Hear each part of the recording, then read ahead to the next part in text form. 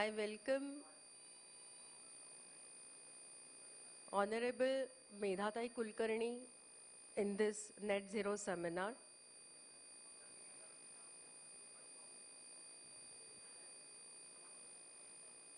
चारू नाही हे इथे कठीण आहे थोडं.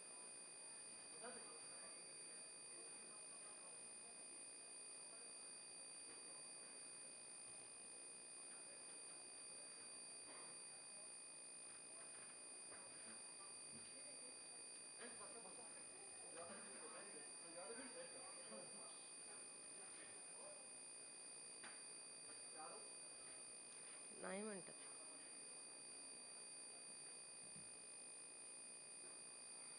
एवा भावयन्तु यः परस्परं भावयन्त श्रेयः परमवाप्स्यथ. It means if every element in this universe is respected, then the prosperity on this earth can never be destroyed. It will remain forever. And I once again welcome all of you who are dedicated to this very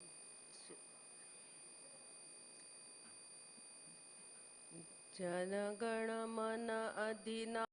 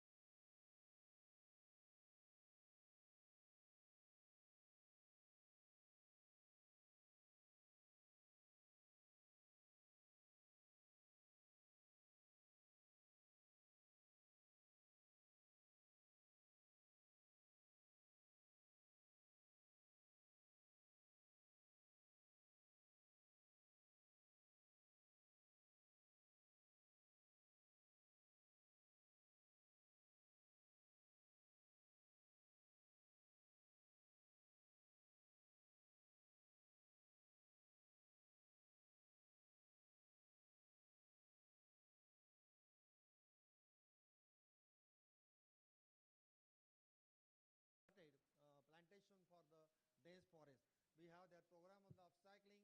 Then we have set up their nursery. So we had a many program with the prison department. And then we have a program.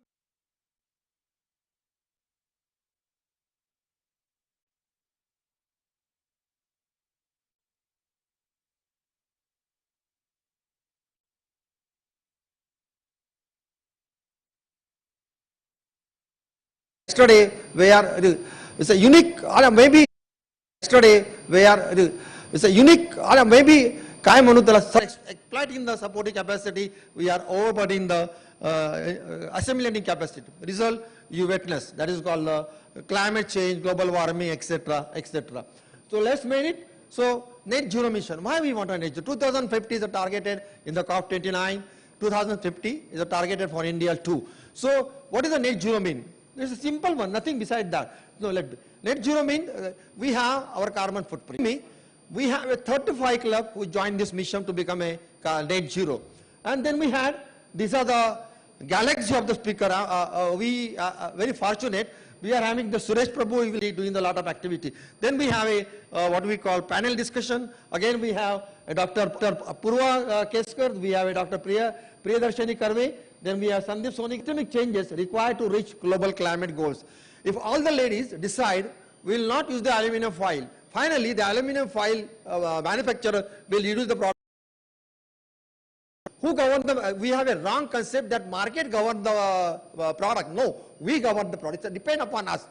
So that's how we can do it and stop the various things. Then the discussion on net zero is a need. If you want your future generation to be happy.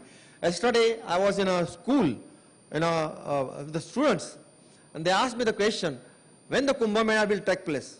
The answer, I said, you give the answer. The girl said 144 years. I said, what is your opinion, sir? I said, there will be no Kumbh Mela. She said, why? She asked me why. I say, because of the global warming, there will be no Himalaya after 140 years. No Himalaya, no Ganga. No Ganga, no Kumbh Mela. So that's going to happen. यावर्षी परत मराठीमध्ये बोलावं लागतंय. यावर्षी पुण्याचा उकाडा एवढा आहे. 30 वर्षापूर्वी जेव्हा मी पुण्यात आलो होतो, माझ्याकडे एसी नव्हता आणि वॉटर कूलर नव्हता. Today I have to buy air conditioner. In my office we have 2 air cooler and 6 air conditioner. This all happens because we made some mistake. So let us rectify our mistake. Give answer to our earth. Yes, we'll do something for you. It's my responsibility. As I say, you have to govern the market. Market is not going to govern. ते कुठेतरी जेव्हा नवरात्र असते, 7 प्रकारचे रंग कोणी सांगितले, देवीने कधी सांगितले नाही. So let just everything and become. आणि simple उदाहरण सांगतो. Last simple, we can do a simple exercise. If you save a 1 liter petrol in a month, 12 liter petrol has been saved. Start at the beginning. I hope you will take away, and you will be the one of the person on the earth who will give answer to the planet. Vasundhara la uttar de. Yes, I have done something for you to ensure future generation good life. Thanks.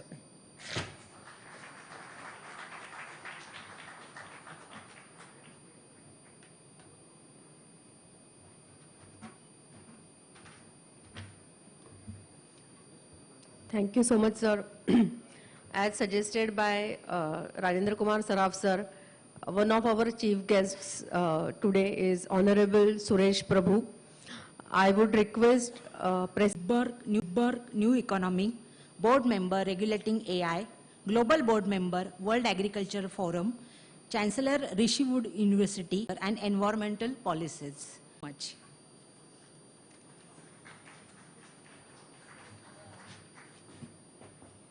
Thank you, Swati. There is an, Our next chief guest, Manyaniya guest, Manyaniya Shrimati Medhatai Kulkarni. There ends the similarity and all other credentials. A warm welcome to Dr. Medhatai.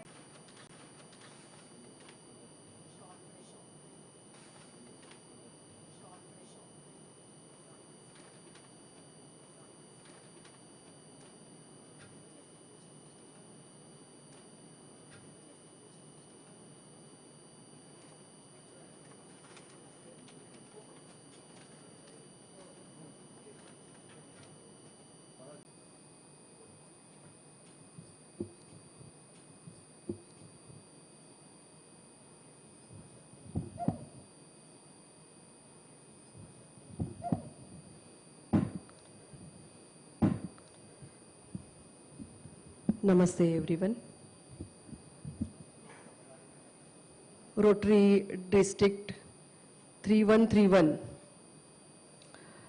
I must congratulate this initiative because I think this is one of its kind initiative and never happened, never organized by any of the private institute or any Rotary Club. This is first initiative, Rotary Club. This is first initiative which I have seen, which is organized by the Rotary Club. Rotary Club, I know for many years, which is doing lot of work for the society, and now what we are facing, what all the globe is facing and finding solutions, is the Mitsagar, Ramchandraji Bharadwaj, Gauriji Joshi, Mitsagar, Ramchandraji Bharadwaj, Gauriji Joshi, Swatiji Yadav, Sunitaji Shirguppi, Swatiji Yadav, Sunitaji Shirguppi, Deepakji Shasham, and Varkeji, all the dignitaries who are present for this seminar, many industrialists, students, namaste to all of you. I know I have very few minutes because our Honorable former Union Minister will be joined soon and will deliver an inaugural speech for this session. What we as a whole earth is facing is the challenge of net zero. We know that every year the temperature is rising by 1.1 degrees centigrade. And what will happen if the temperature rises at Himalayas? We can only predict, we can guess that all the snow will melt and what will happen to Bharat. So this is a very dangerous situation we are facing, and we can guess that what will happen. In Pune also we are facing, we are observing the change in the climate change, and when we were, I am born in Pune itself, I have observed, when I was child, we don't have to switch on the AC or fans at the time of summer. There was not a need, but nowadays we have to always switch on the ACs and fans. Why this is so? What is wrong in the climate? What we have done so far? And what should be the answer? India is trying to make change in each and every segment.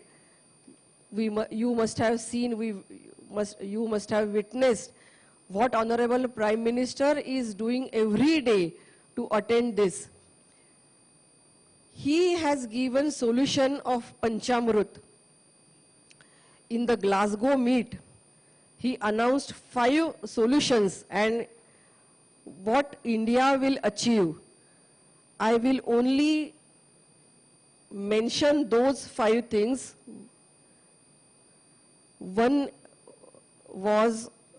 is to achieve 500 gigawatt non-fossil fuel energy capacity by 2030. Second is to meet 50% energy requirement through renewable energy.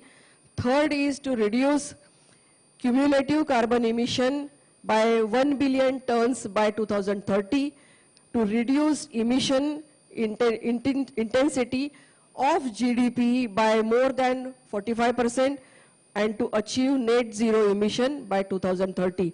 We know the commitment of United States is 2050. United Kingdom is 2050. Many of the developed countries committed net zero achievement up to 2050, but we have our target of 2070. How we can achieve this target is the challenge in front of us. The announcement was made by Honorable Prime Minister. Up to 2030, we will achieve non-fuel energy of 500 gigawatt. But now, till 2026, we have achieved 280 gigawatt energy of use public vehicles or the electric vehicles. Wherever needed, we should not use any vehicle, we can go by walk. So, wherever necessary, we can use the electrical vehicles or the cycles, or we can walk, or we can use public vehicles. The use of plastic should be reduced. One-time use plastic should be avoided or recycled. So such type of steps should be taken by each and every citizen. Then only we can achieve the target of net zero. We cannot, also we can reduce the carbon emission, and we can also produce such, also invent such instruments that can observe or that can reduce the carbon emission which is already present in the atmosphere. One simple step is to plant trees. Plant is the only living thing which can absorb carbon dioxide and which can emit oxygen. So to plant many trees, Honorable Chordia is here and who is very much supportive in the tree plantation activities. I was talking also with Marathe sir that you support each and every activity of the Rotary Club. So several such industrialists should come forward.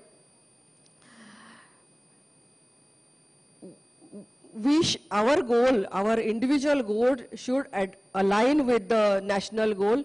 This is my request to each and everyone. And again, I will congratulate the organizers, the Rotary Club, for inviting me and organizing this very important initiative. Thank you so much. Jai Hind.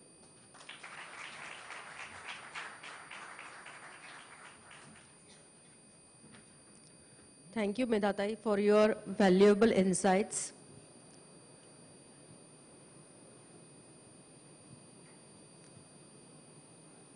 Suresh Prabhu. Suresh Prabhu.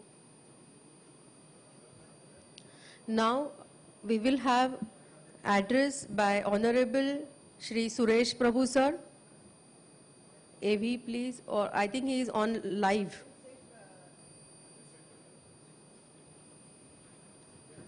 You want me to speak? Hello? Hello? Hello? Hello? Sir, actually you are audible, I think. Yes, you are audible, sir. Can I speak? Yes, sir, please speak. Yeah, I'm audible. Hello? You are audible, sir. So, good morning, friends. Oh, thank you. Okay, good morning, friends. And I must congratulate, like many others have already done, the Rotary Club for organizing this very interesting event. Net zero. I'll just come to it, what is really made by net zero in my opinion, but I'll come to it a little later. But I must congratulate because today the world has warmed up so much. And now the United Nations has made a projection that this year and the year to follow, at least 1 year to follow, maybe more, will be the hottest ever recorded in the history. Actually, each year has been making that history of saying that it is the hottest ever. So every passing year is surpassing the record of the previous year. And therefore, these are very, very challenging times that when the world, the planet hots up so much, it is going to have a huge impact on all aspects. Agriculture will not be able to sustain, particularly wheat, which is the mainstay of the food basket of most of the people in the world. It cannot withstand that heat, and therefore it has a huge negative impact on crops, like many other crops, not just this. It has a huge challenge on water, because this year and the years to follow will have a huge challenge on the kind of rainfall that we get. There may be droughts, and there may be too much of water, which will cause floods. So it's not good that you have so much of water. Like sometimes you may feel like too much of money is good, but too much of water is not good. So we'll have always this going to be a big problem. And to address this, we need urgent action. And at that time, at such time, when such action is needed, you have been seeing that the biggest economy in the world, the strongest military power in the world, the most influential country in the world, United States, has just walked out of all the climate change related organizations, including United Nations Framework Convention on Climate Change. It has already said they don't subscribe to Paris Accord, so they are recording the discord by saying that they are not part of the accord. But at a time like this, when the climate change is threatening the entire living lives on the planet, not just human beings, but beyond, and at such time, the countries are just ignoring the reality. And US used to be the biggest emitter of greenhouse gases for many years.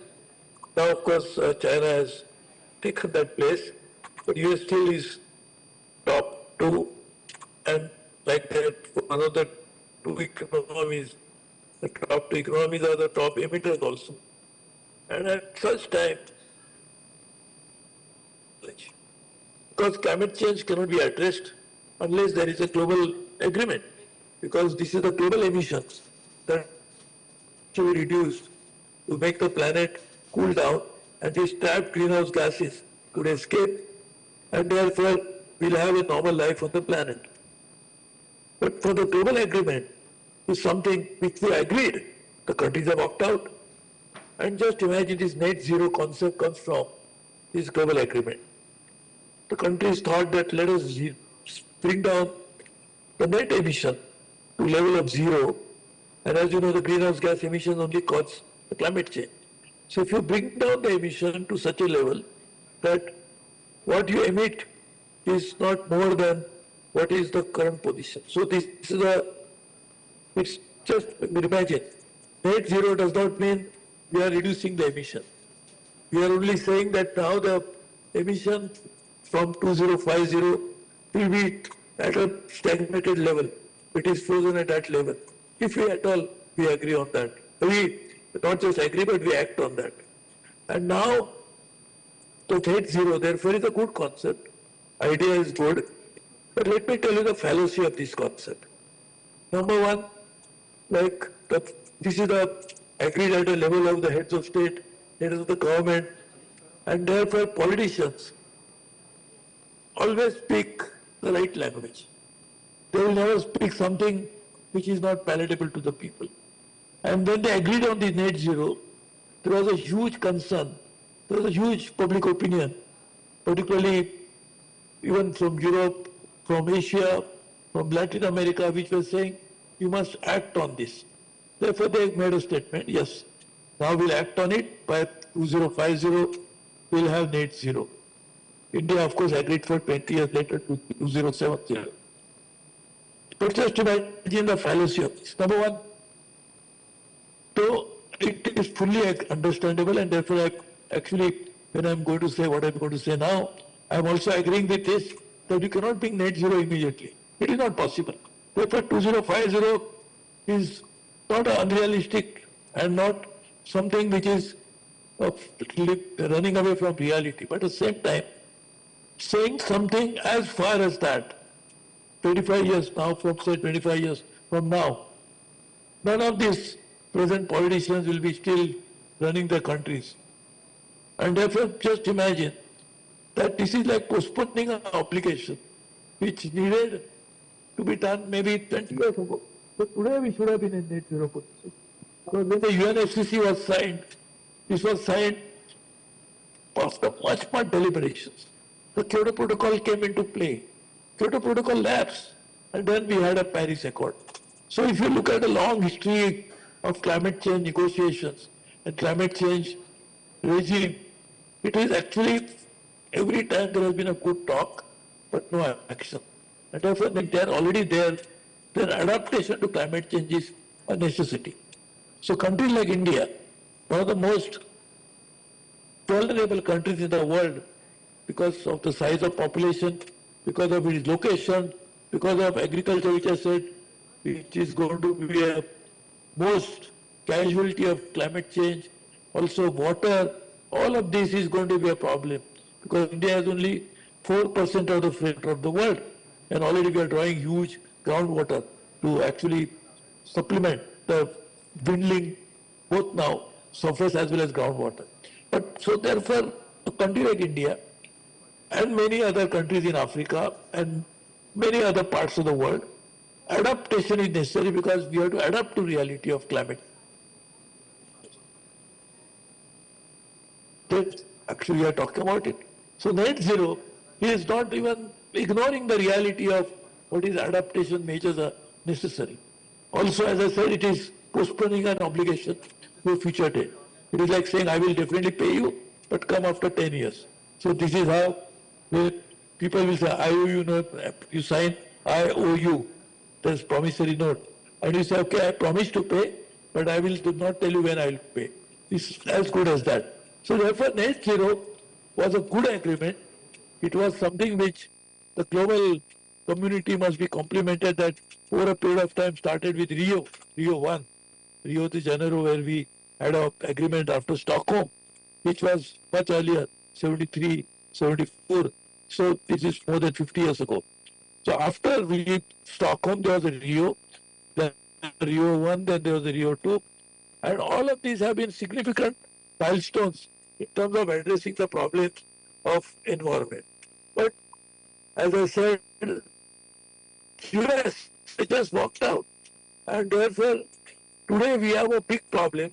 How do you navigate the global government context of these large countries just raising their hands and saying we have nothing to do with this? These are the global problems which we have to deal with this. US has been one of the biggest emitters for many years, and they are responsible for these physical emissions, which are going to cause damage for at least 4 decades, 5 decades more. So therefore, how can they just walk out of this? And therefore, we have to make sure that we work on a global governance system wherein such issues, not just related to environment, but primarily environment, as well as, of course, there are many other issues, like United Nations itself is losing its relevance. And therefore, UNFCCC, which is a subordinate of UN family, and therefore, such organizations have losing their power. United Nations Security Council should have been more active, more proactive, should have been more assertive, more, if they should have taken more action to stop wars, and all of that is happening. So therefore, in this context, the net zero, that's why I written an article maybe 2 years back, that net zero, I hope the net of all this is not a big zero. And therefore, we must work on net zero in the spirit of it. But it should not be a political statement that it is just hoodwink the public opinion, that world community would say, we'll do this, and we actually don't do anything. And this has happened in the past. There have been a promise, is to be called Annex 1 countries, which are the major developing countries, which have contributed significantly to greenhouse gas emissions and therefore responsible for climate change. They have agreed to give hundreds of billions of dollars because it's a polluter to pay principle, right? And therefore they have said, okay, we'll pay for it. But forget billion, they could not even pay one few $1 million. And therefore this is a big issue. So I am very happy that Rotary Club, as always, Rotarians are really most sensible people who actually work for the betterment of the society. They have their heart is at the right place, and therefore Rotarians obviously would have organized a program and we are achieving the target. And as I said,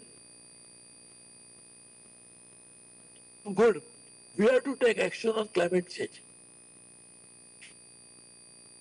Mountain range in the world, which is the water tower of the world, which feeds water to most of our river and system in India, is under serious threat. Glaciers will melt, there will be floods for some time, and there will be drought for remaining part of our lives. And therefore, India has to act on it. We have to take more action on changing our energy mix. We have to bring in clean energy. When I was Minister for Power 25 years ago, India was power deficit. I have changed it completely, brought in reforms, and actually made India today power surplus. So after that, we did not take any measure. That's why we still face some challenges.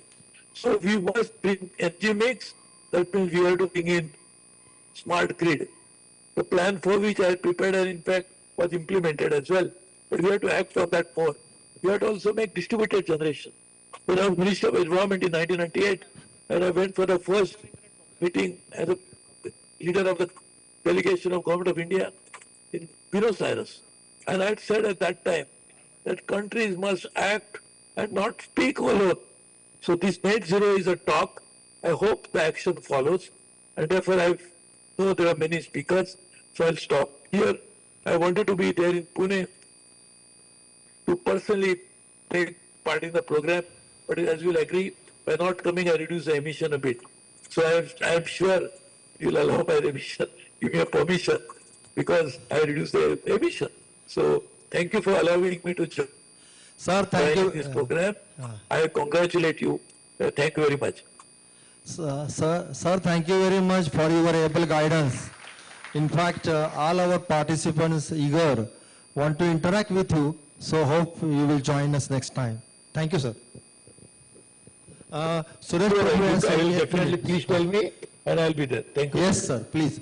Suresh Prabhu, sir, send me a message. Those who have a questions, please give it to me. He will answer it to personally.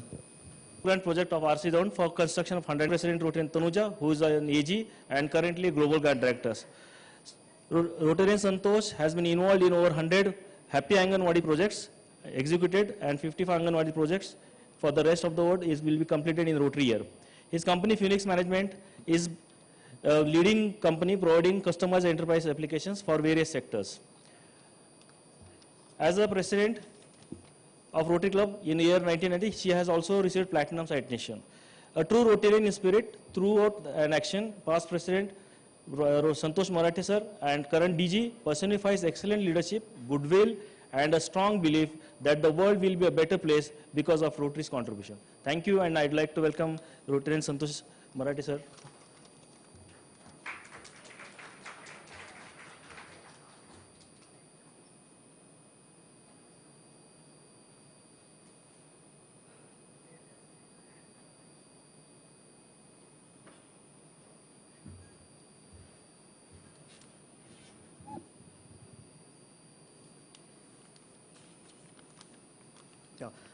Thank you, Deepak, for keeping it brief. I was afraid that you're going to read out the entire couple of pages or something. Thanks. Well, friends, a very good morning to each and every one of you. Our respected Medhaji has already left this audience, but my greeting and wishes to her. Of course, Honorable Suresh Prabhuji, who has just addressed us online. We have our ADG, Shri Suhas Varke sir, and IPS. Our Environment Director, Rajendra Kumar Saraf, and his entire environment team, who have done excellent throughout the year and have kept me working and kept me on my toes, because they practically every day I see something new coming up from their team. All the Rotarians, my dear presidents who are here, who have co-hosted this entire event, First Lady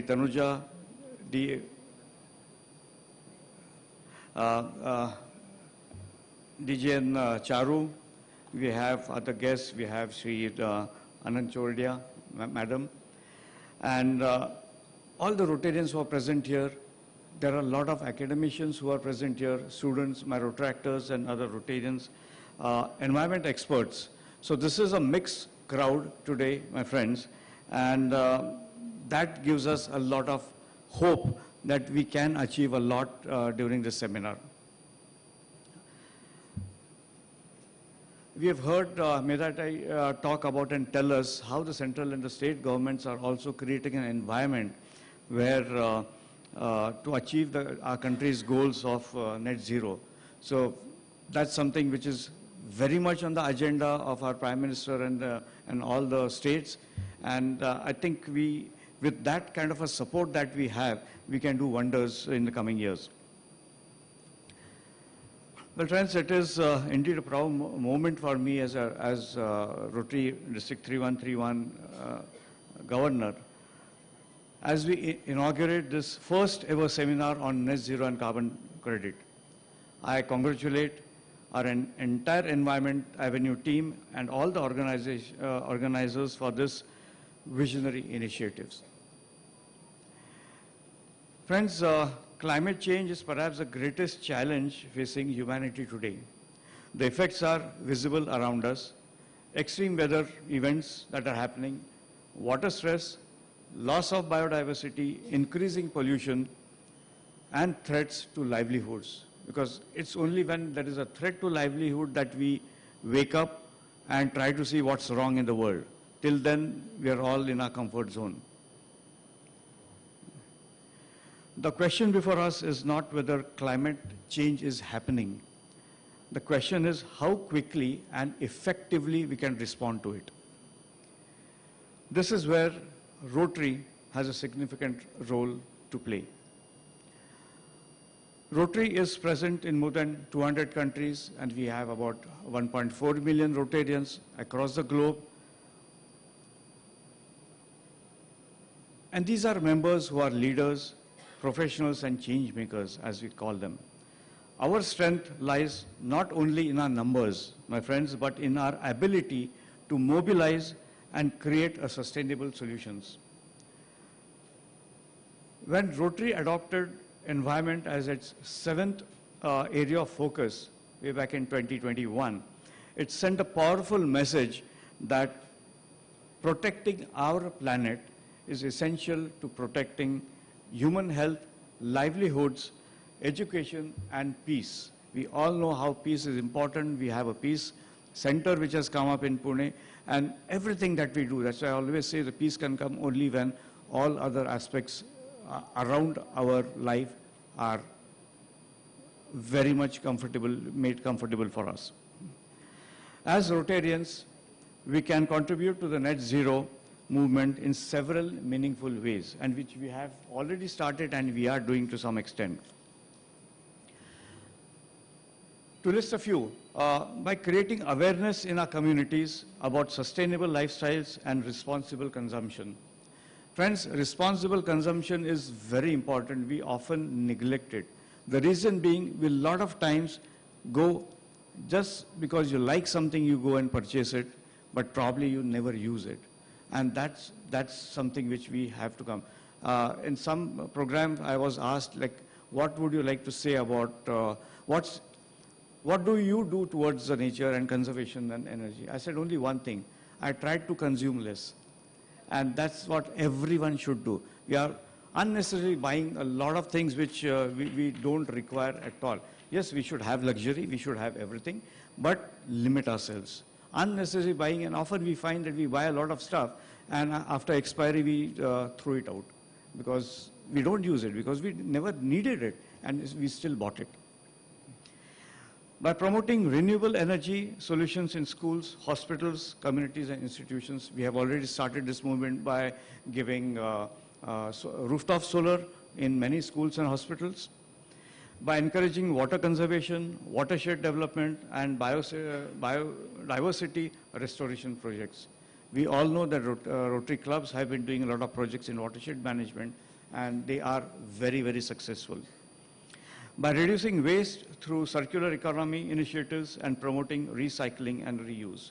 I think our entire environment committee has been after this particular aspect of recycling, reuse, and we started in the month of July itself with having these seminars. The first seminar, thanks to Varke sir, we had it at the jail, and a very well organized seminar, because I think that was time the new recruits had joined, and most of them were the girls who had joined that time, and that was a program we did. It's amazing. And such kind of initiatives, I think, with the jail administration, with Varke sir, with us, and he has been supporting throughout the year, we are able to do a lot of things. So when you're talking of recycling and upcycling and all such things which you're talking about, it's not only that we talk of it, Rotary is doing it. And we have now a place where we can go and practice.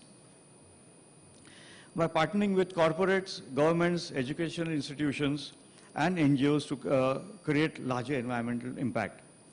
By helping communities understand the opportunities presented by carbon credits and sustainable environmental development projects.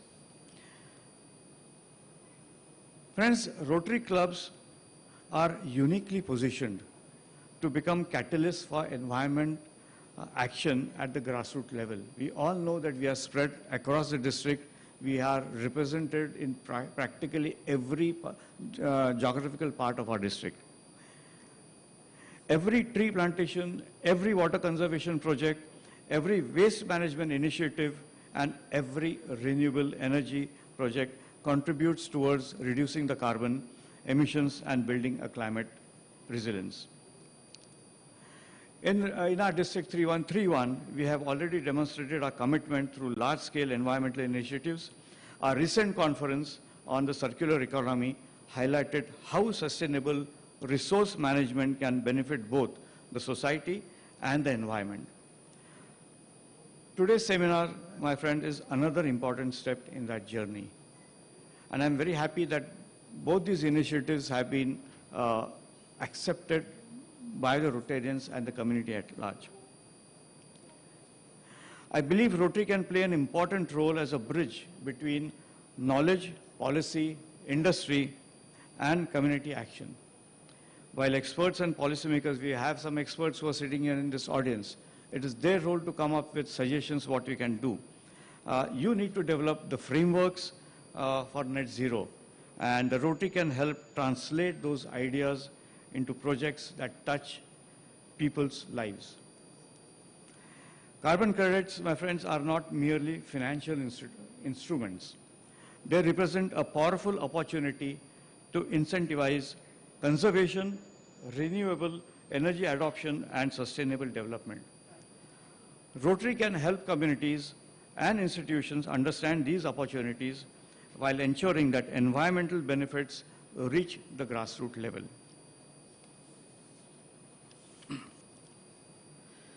Friends, the journey to net zero is not a sprint. It's not a 100 meters race. It's a marathon. It requires commitment, collaboration, innovation, and leadership. And fortunately, these are values deeply embedded in the DNA of Rotary itself.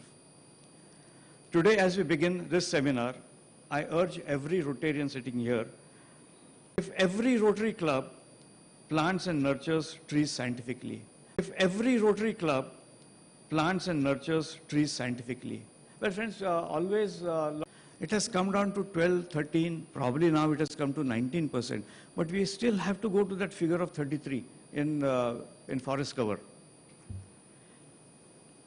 And that's the reason why plantation of trees every year is necessary. And we are ensuring, for all those who are non-Rotarians, we are ensuring that we plant trees where they can be taken care of. And that's which is most important. So small actions multiplied by thousands of Rotarians across the globe can definitely, I think, create a transformational change. The future generations will judge us not by the speeches we are delivering today, but by the actions we took when the planet needed us the most. If we don't act I think our future generations are going to really curse us for that.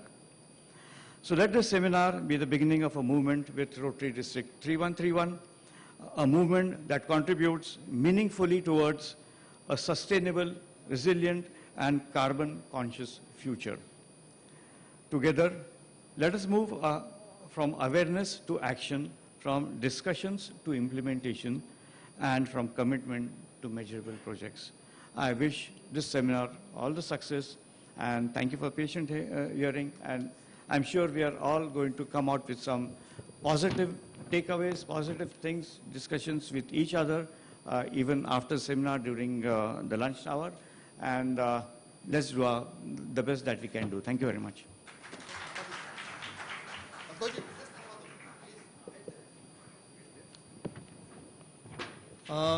If I ask you, माझ्याबरोबर जेलमध्ये कोण येतं? हात वर करा. हा रे. आमचं slogan होतं जेव्हा जेल बरोबर कार्यक्रम सुरू केला, चला जेलमध्ये, तर who has given us full support? Which is, I just tell you the small thing. Myself and Gauri went to office of Suhas Varkes, and I said he's an IPS. He will maximum give 10 minutes. That's all. So I was in a full mood to come out of the 10 minutes. Believe me, we were with for the almost 45 minutes, telling what we can do, Rotary can do. And he said, yes, please go ahead. So I request Varkes sir to come on dais and request our DG to felicitate him. Please, sir, for his support.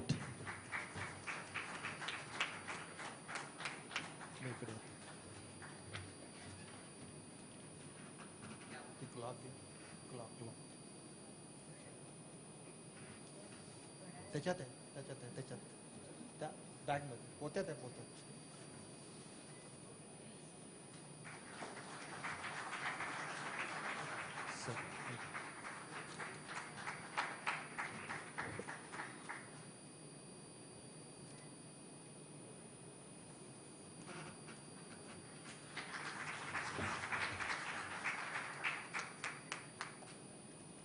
And I request all the industrialists, businessmen, professionals, please do the activities in prison. And really you will have the exciting experience, you will have a wonderful experience, lifelong experience. Thank you very much, Varkes sir. Over to Gauri. Thank you, Suhas, so much for helping Rotary this year with whole heart. I would request Environment Secretary Arvind Mithasagar to deliver vote of thanks.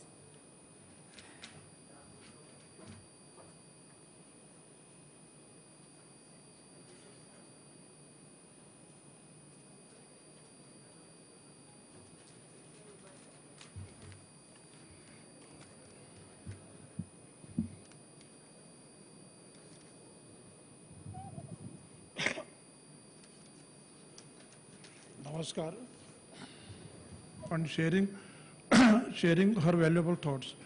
My heartfelt thanks to the District Governor, Rotary Santosh Marathe, for the constant encouragement and support to all environment-related initiatives in the district.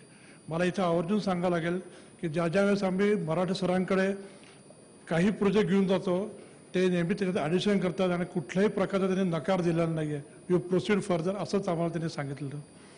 I am grateful Dr. Gauri Joshi for conducting today's proceeding so efficiently, Dr. Ramchandra Bharadwaj for entire team, for district environment team for hosting the seminar so graciously. I take this opportunity to thank all dedicated Rotarians, volunteers and team members who have contributed their time and efforts selflessly. Your commitment and hard work have made this initiative possible for me. I finally thank participants present here today for our enthusiastic support. Thank you once again. Thank you.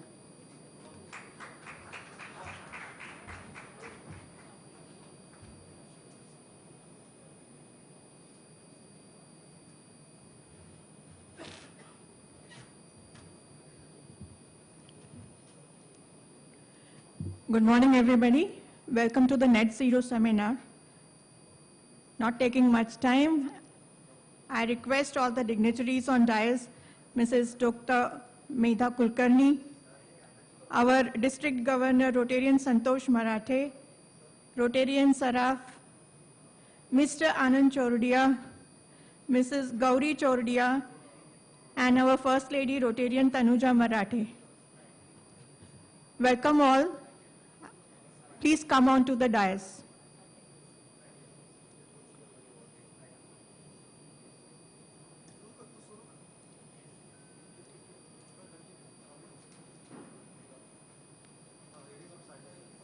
I request our President Rotarian Irfan Avte to read the citation for Shri Anand Chordia ji.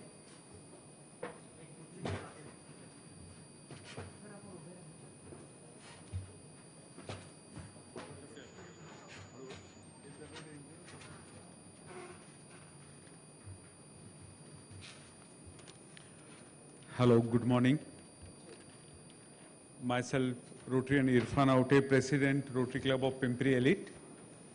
It gives me immense pleasure to read the citation for Mr. Farmer empowerment reflect your unwavering commitment to the sustainable development through Eco Factory Foundation. Your dedicated efforts in waste management, organic farming, and environmental conservation have created a lasting and positive impact on our society. The establishment of India's first waste management park stands as a shining example of your visionary leadership. Through your role as a chairman of the Food Processing Committee of the Maharashtra Chamber of Commerce and through your leadership in Jito Environment and Sustainability Initiative, you have significantly contributed towards strengthening the relationship between industry, environment, and society. Prestigious recognitions, including Jayant Tilak Award, Climate Warrior Award, Sustainable Champion of the Year, and the Entrepreneur of the Year, stand as a testament to your exceptional accomplishment. As an inspiring TED speaker, respected mentor, and a visionary leader, you have encouraged countless young minds to dream ambitiously and work with a dedication towards achieving excellence. Your valuable contribution to industry, environment, education, and social responsibility is a truly admirable and contributes meaningfully to the nation building. Your remarkable work truly reflects Rotary motto, service above self, and therefore Rotary District 3131 takes immense pride and honor in presenting this award to you. It also gives District 3131 great pleasure that we have signed MOU with Eco Factory Foundation for the implementation of various meaningful projects through your esteemed support and guidance. With a profound respect and a heartfelt admiration, we salute your inspiring personality and invaluable contribution to the society. May your message of innovation, sustainability, and social transformation contribute to illuminate and inspire generations to come. Mr. Anand Chordia.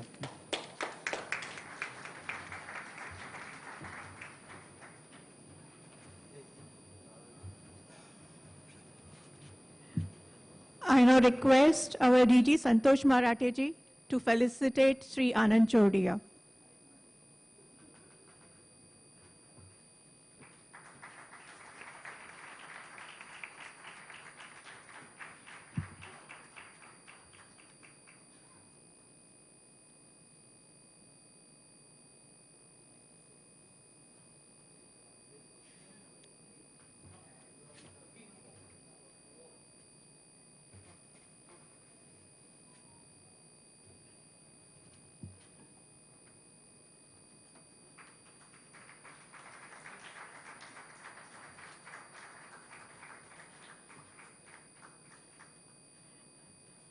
Thank you, sir. I request Sri Anand Chordia to speak a few good words for all of us. Thank you.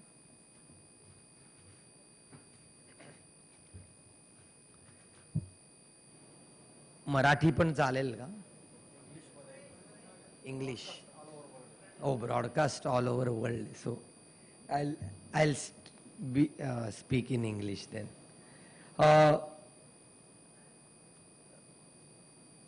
Thank you first of all, overwhelmed with this recognition here given by District 3131. Thank you very much to Saraf sir and entire environment team with whom I have been working throughout year. Thank you DG Marathe sir for always believing in what Eco Factory Foundation have been doing.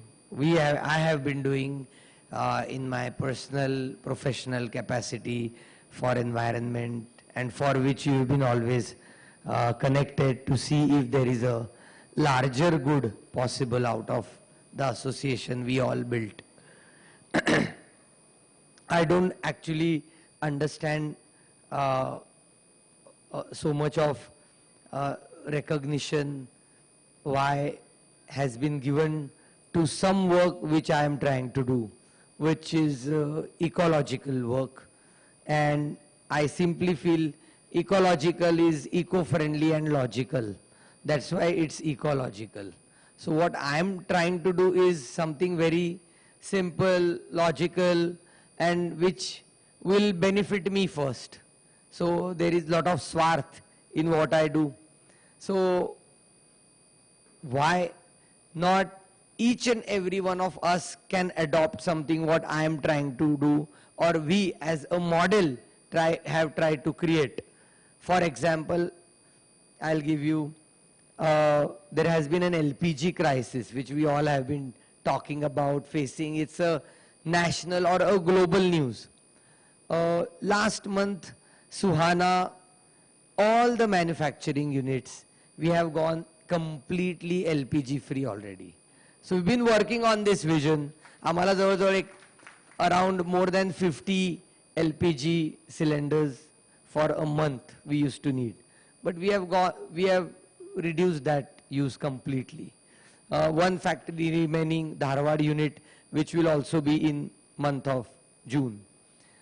Now, is it not benefiting me? The first beneficiary is me. So as I said, मी तर स्वार्थी आहे मी. मला काय फायदा होतोय तो बघतोय. पैसे कसे वाचतील ते बघतोय. And something I don't need to be dependent on to make my production go smooth.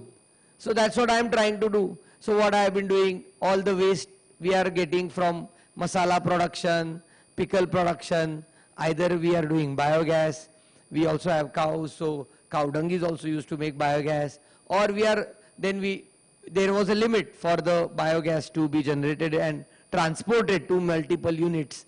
So we also converted some of our waste to briquettes. Then some of the briquettes, there was issue of how much calorific value the briquettes have compared to LPG or other fossil sources. Okay, then we said let's make pallets. So we converted some of the waste into pallets, some of the plastic waste into pallets, and we are also able to achieve calorific value from that. But the best part is we don't even need any LPG now, and we are able to take care of all our production needs, which before the whole idea of waste to wealth or zero waste or net zero Suhana emerged, आम्ही तर कधी हा विचार पण नाही केला. But idea never came that let's make Suhana net zero. Idea always came in a way that let's do some logical work which will benefit us, which will make us last longer, built to last kind of a manufacturing system which we need to create. And out of that, Suhana has become now one of the first net zero facility in the country. So we've gone net zero energy. We have already gone net zero energy long back. Net zero waste, 3,000 metric ton every year, approximately 30 lakh kilo. एवढं waste सुहानाच्या every factory मधून निघतं. प्रवीण मसाल्याच्या त्यात लोणची आहेत, मसाले आहेत, many products which you must be seeing every day and night. And around I believe I met Saraf sir long back, around 8-10 years back, when I was designing my first warehouse.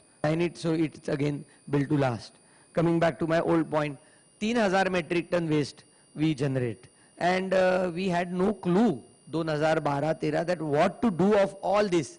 And आम्ही ते जाळायचो, आम्ही ते dispose unfriendly वे मध्ये करायचो, unauthorised वे मध्ये व्हायचं, कारण कळायचंच नाही करायचं काय, सोल्युशनच नसायचे, जागा नाहीये, पुणे सिटीत प्लांट आहेत काही हडपसर इंडस्ट्रियल इस्टेट मध्ये, we don't know what to do about it, we know we don't want to do it, but then the journey began that let's make this whole system better, let's solve this puzzle more scientifically, more process driven, and can we achieve it? So around 6 years almost it took, 4 to 6 years, that we are now able to manage all 3,000 metric tons only in our own premises. We are not throwing 1 gram of waste outside Suhana premises now. And lot of recycling happening, lot of upcycling happening, lot of new product development has happened from that. A new use for the same ingredient which we treated as a waste has been found. For example, mango seeds जे कैरीच्या बाठ्यातून निघतात, त्यातून butter extract करणं, fat extract करणं, त्या फॅटचा use cosmetics मध्ये खूप होतो, ते फॅट मध्ये न्यूट्रास्युटिकल आणि फंक्शनल व्हॅल्यू खूप आहेत. So lot of such things have happened over the years. So more than 30-40 different use case I can tell you from the waste we are able to develop. One of my favorite, and I think Saraf sir's favorite always is, and the Rotarians favorite is, कांदा आणि लसणाच्या पाल्यामधून केलेला paper. सो 100% कांदा लसूण मसाला तुम्ही बरेच जण बघता अंबारीचा, आणि त्याच्यातून जे पापुद्र वरचा आम्ही ॲज अ वेस्ट निघतं कांदा, त्यातून आम्ही पेपर बनवतो. So it is use for wrapping purpose, it is used for many other file folder purpose and other things. So a lot of such use cases we are able to establish. Bioenzyme is another very big thing we are able to make from the waste, which is acting great as pesticide, insecticide, or fertilizer, or a growth booster for plants. One very big economical ह्या waste मधून तर value generate व्हायला लागली, because one of the product we are also making in large volume is biochar or briquettes, which is a charcoal, smokeless charcoal. So त्याचा input हा waste आहे, त्याची cost literally आमच्यासाठी तर आधी ती liability होती, cost नव्हतीच, it is a loss to us, but now that charcoal which we make, it is sold in the market for more than 60 rupees a kilo. So imagine the value addition from 0 rupees to 60 rupees a kilo gain to a company. Isn't it logical? Isn't it truly swarthy? But it is equally eco-friendly. It is equally replacing fossil fuels.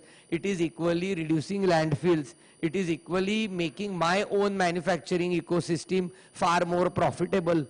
So this is how we have vision. And Marathe sir very rightly said, it is, but journey towards net zero होतीये का होत नाही, it is an irrespective aspect to me, to be very frank. झाली तर उत्तम आहे, पण आम्ही त्याच्याही पुढे विचार करतो, आम्ही सॉइल हेल्थचा विचार करतोय, आम्ही एअर क्वालिटीचा विचार करतोय, आम्ही आमच्या टेम्परेचर्स आमच्या प्रिमाइसेस मध्ये काय त्याचा विचार करतोय. So it is going beyond net zero. आणि आम्ही काही देऊ शकतो का, आता ह्यातून मला काही अशी इच्छा नाही, पण ओके ह्या प्रोसेसमध्ये 100 गोष्टी समजल्या आणि असं वाटलं की ह्या जर आपण शेअर करू शकलो सगळ्यांना तर may be everybody can get benefited. So eco factory फाउंडेशनची स्थापना केली आणि त्याच्या माध्यमातून मल्टिपल गोष्टींचा आपण प्रचार आणि प्रसार आता करतोय. जवळजवळ 2.5 लाख लोकांपर्यंत इको फॅक्टरी फाउंडेशन आतापर्यंत डायरेक्टली पोहोचलेलं आहे to impact on sustainability in 4 states. Sir has seen the journey with me. In 4 states we are active. It was a small brainchild कि आपण एक waste management park सुरू करू यवतला. But today 4 regional language, 4 states, all these mobile models which we have created for learning and awareness on environment and sustainability, they are working day and night, inspiring and motivating people. So coming back to my point, so this is how I feel if we look at every process, every aspect of our any ecosystem, whether it is a residential tower, whether it is a, once again, and I will like to stop here. So there is a far more curiousness we both maintain, that we again meet and have a deep dive discussion at Suhana plant at Yavat or Bhuleshwar, which I stop my talk with. But I thank Saraf sir and Marathe sir and entire environment team here, Gauri ma'am and many others whom we have met before, and we look forward meeting coming year also. Like sir, DG sir said, की जरी team बदलती है पण environmentचं work थांबणार नाही, and that is what even I am set to. Come what may, whatever change keeps happening, the work on environment will never stop from Eco Factory Foundation's perspective and from me personally. Thank you for this recognition. I am over humbled that you have given this honor to me, and I feel more responsible now. Thank you.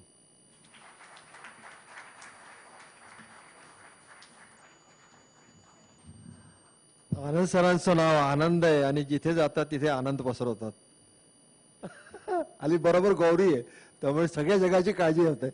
Anyhow, thank you very much, sir. We have a next speaker, Hugo, who is joining from USA. It's early morning there. It means 1 a.m. So he is there waiting for us. Hugo, please get it.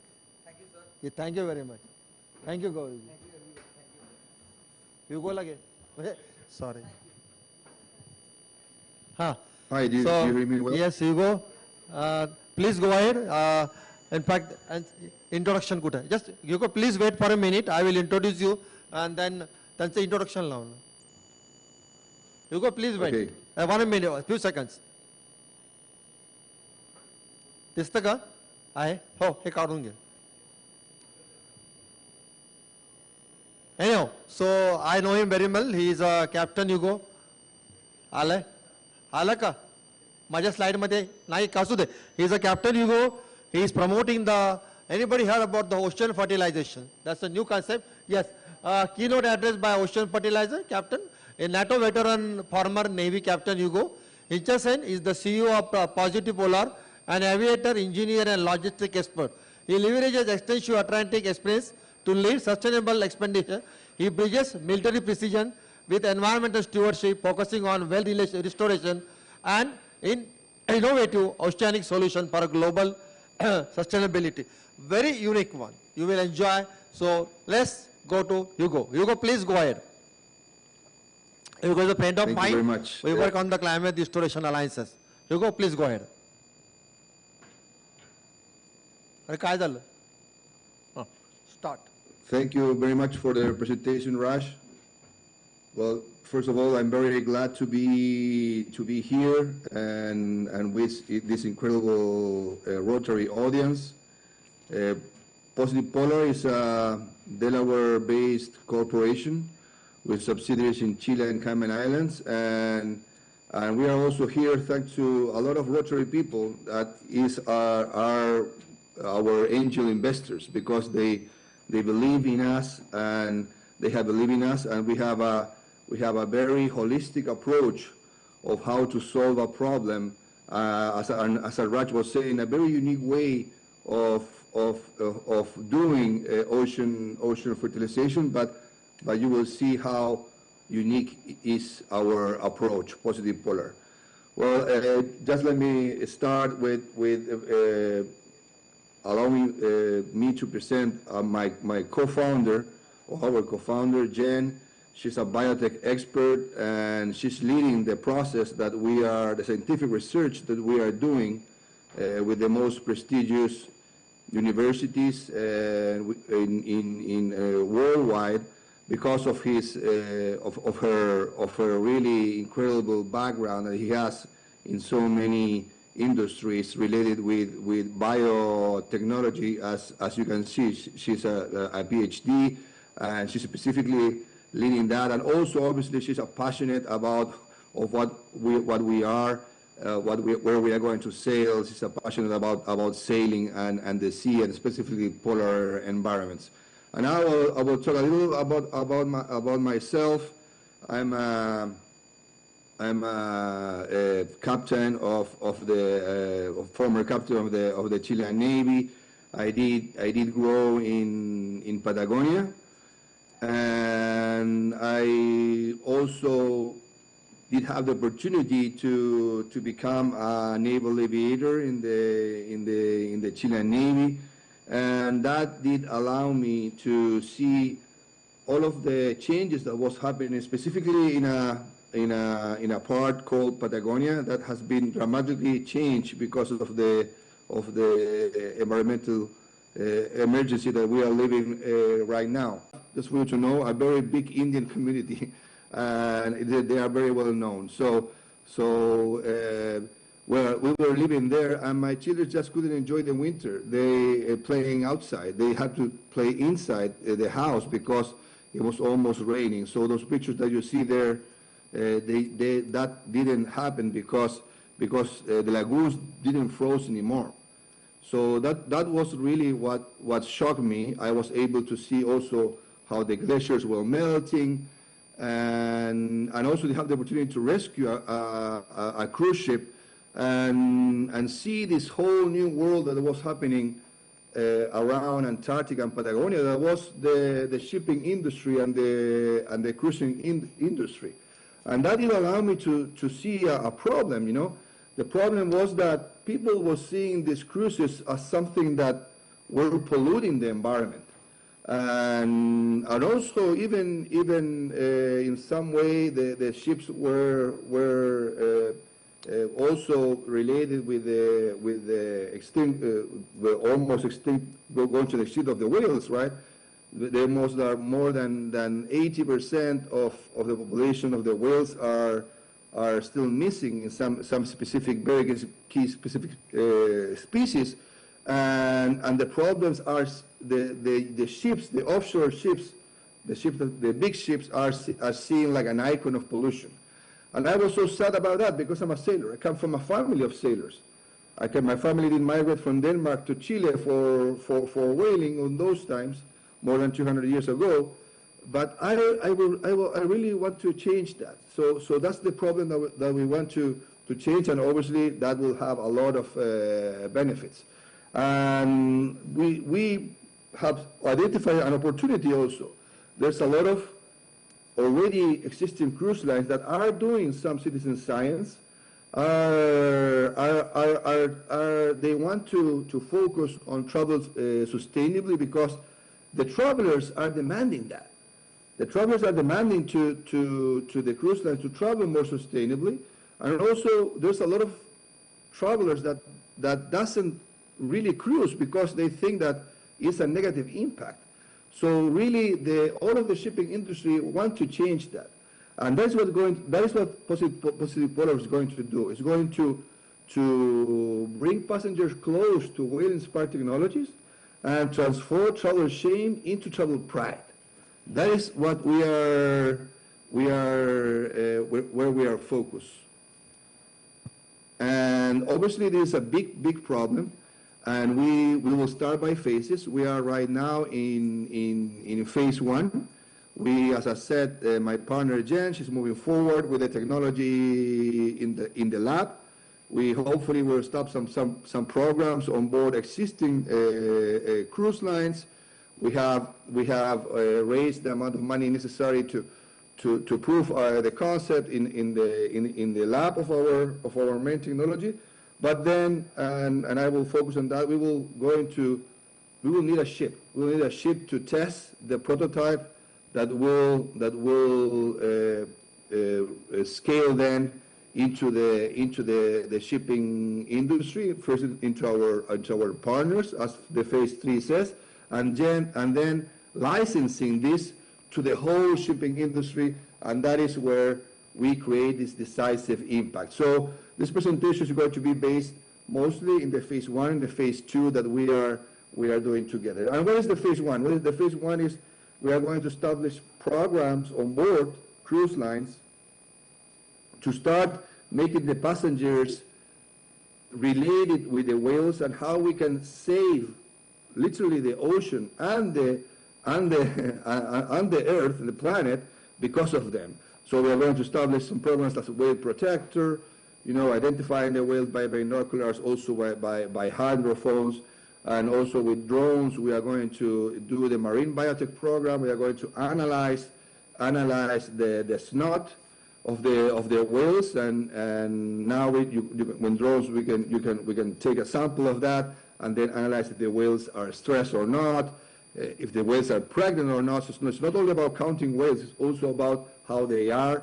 We are going to make the passengers how to create their own lasting memories, painting and taking their own pictures with artists that we are going to have on board that will teach the passengers how to do that. And we are also going to do, obviously, ocean restoration lectures that will make them understand how the ocean can be restored biomimicking whales. And you are going to, maybe some of you are going to, well, what is the technology? The technology that we are going to do is what is called the whale biomimicry reactor. Right now, the ships, when they go off 12 nautical miles, almost all of them, I'm a captain, we have to drop the organic waste and the human waste to the ocean. We treat that waste in some way, but the ships doesn't make any positive impact with that. Sometimes it's neutral, but sometimes it's very bad because it's just a random nutrients that they are putting there.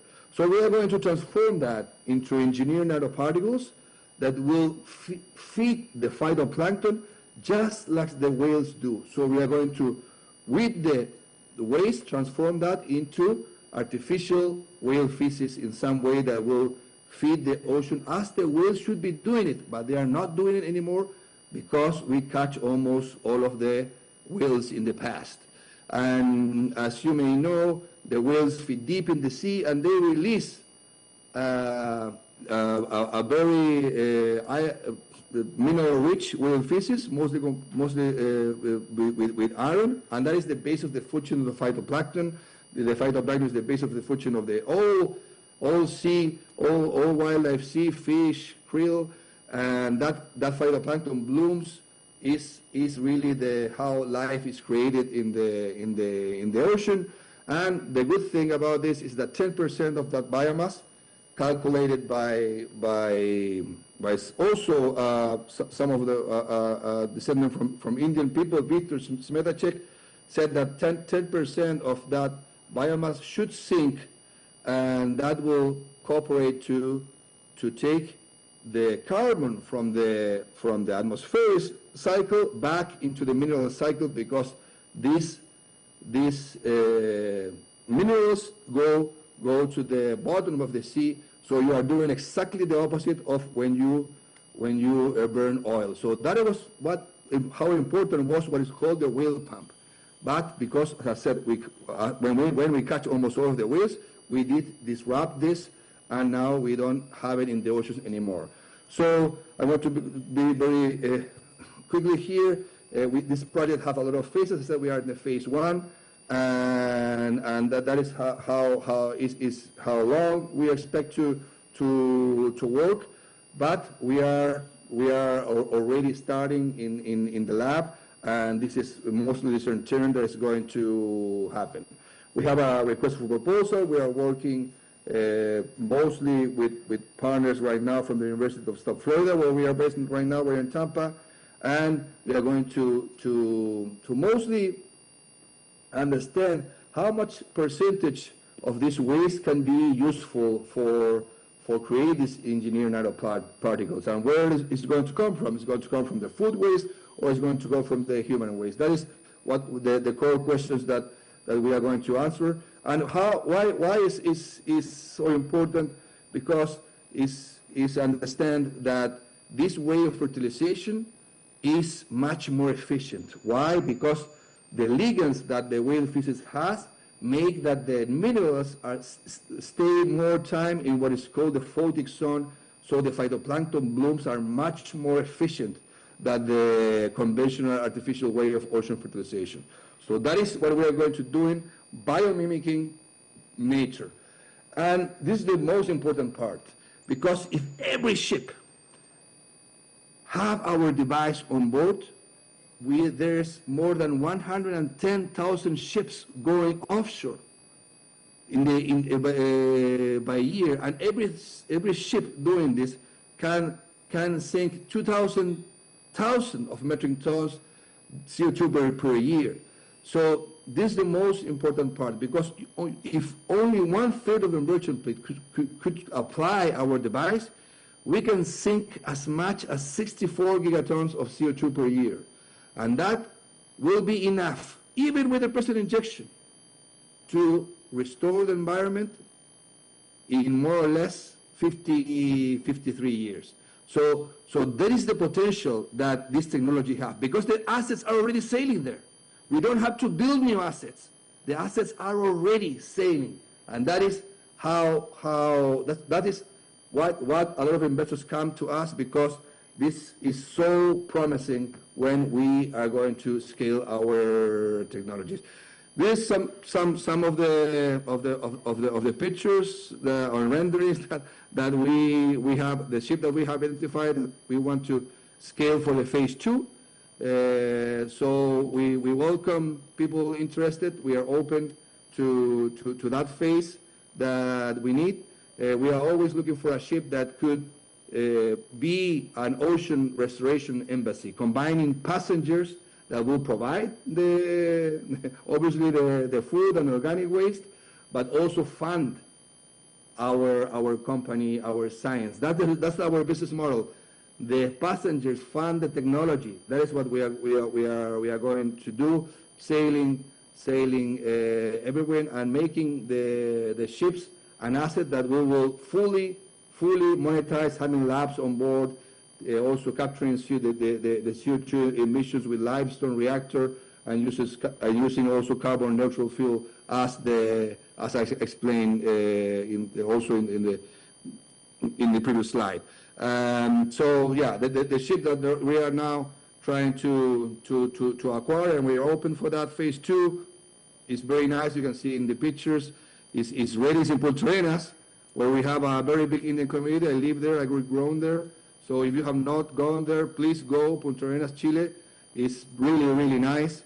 And this is only the beginning. We want to develop several products to transform, as I said, the ships, the offshore ships, instead of ocean polluters, into true ocean restorers. And we are working all of these products to really become that dream. This is some of where we are going to start sailing at the beginning in what is called the whale highways. There's also a lot of whale highways in India where you are. So we may have with another ship also go there. But the most commercial areas where passengers and science can have fun right now and start proving our concept are where I'm pointing here: the Chilean fjords, Antarctica, the Caribbean Sea, and also in the northern Europe, Iceland or Greenland, and also Canada and the North Atlantic. That's where we are going to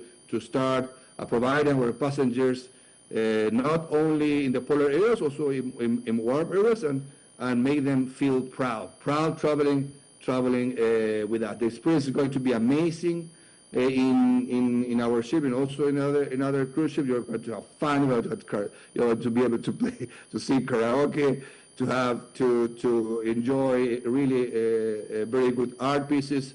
We are going to lead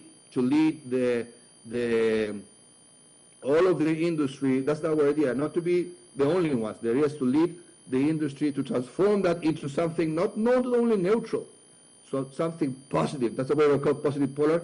So we can really make a change with the shipping industry. The business model is really proved. It's very profitable. This expedition cruising, and also we may deliver some cargoes to some very isolated communities. So we are also going to have a social impact in after our wake. We have we are ready to start our commercial model. In almost 3 years, we have built our business development network that will contact the travel agents. But also we have a very active social media channel. So go there, please. Positive Polar to our YouTube, LinkedIn, Instagram, Facebook, and we also expect that when we open the books, a lot of customers will come directly through them. And people like you, groups that we expect that will travel with us. As I said, the Rotarians has fun. Has a lot of angel investors who come, are Rotarians. We are in the Climate Restoration Alliance. We are ambassadors of the Climate Restoration Alliance. And also we have a partner with other groups, and we expect that all of them will travel with us when we have our own ship. We are going to also have revenues because of the carbon credits that we expect to certify very, very soon. We are going to lease the space that we have on the ship. But the most important revenue that will change really is the licensing to the other shipping companies and waste treatment companies that provide these waste treatment units to the shipping industry. We expect $500 million we could win for that. So these almost 3 years we have what is called reached the tier L2 of our main technology, the Weber Mirror Reactor, and now we are ready to jump into the lab. We already have a crowdfunding campaign, very successful. A lot of investors we did have, and now we are still open for more. And as I said, we are climate restoration ambassadors, and we have a very active social media. There are some competitors that are similar to us, and they are doing well because it's a very the concept is very good. Lindblad, you can think about it. They do citizen science. The Mid Ocean Institute, they do products for scientific products for the sea. But Positive Polar is the only one that combines the passengers and the development of technologies. So that is what makes us so unique. So it's really a proven business model. I'm not alone. I'm with Jen. We are together, but also we have an incredible team behind and of advisors in the commercial area, financial area.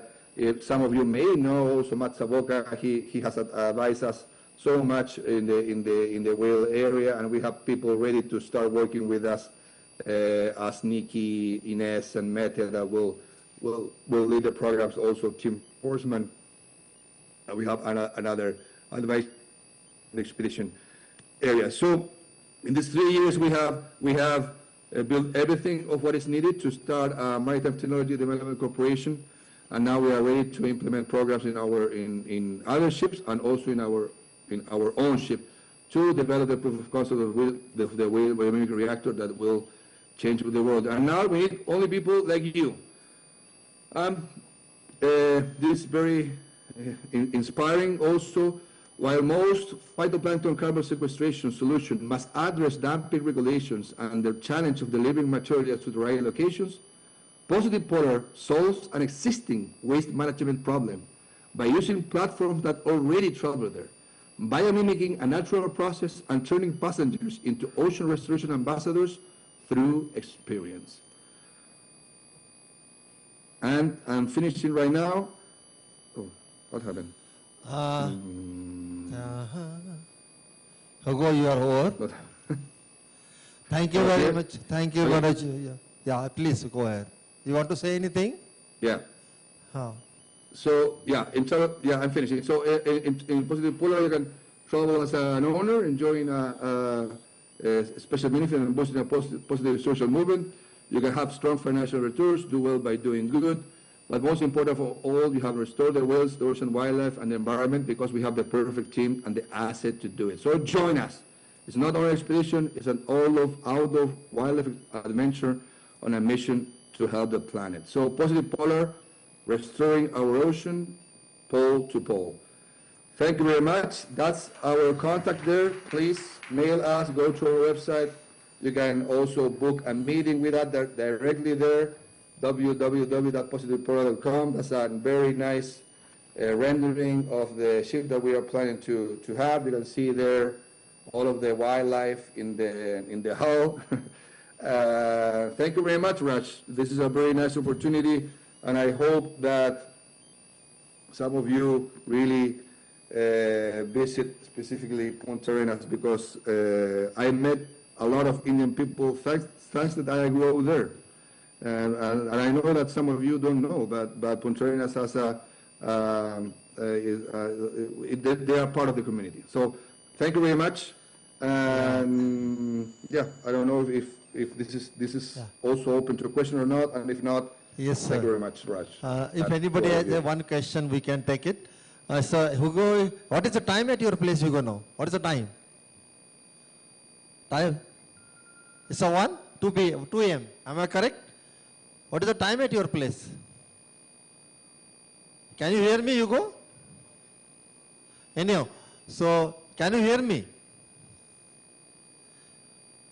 Okay, Hugo is a person. Yes, I can hear you. Yeah, so Hugo, what is the time at your place now? It's a 1? What is the time? Clock time? It's 2 a.m. 2 a.m. See the dedication and devotion of a person. Please give a big laugh. I'm a captain, so I'm used to. Don't worry, don't worry. And this person is converting a business into positive. Okay, bye. Day, and yeah.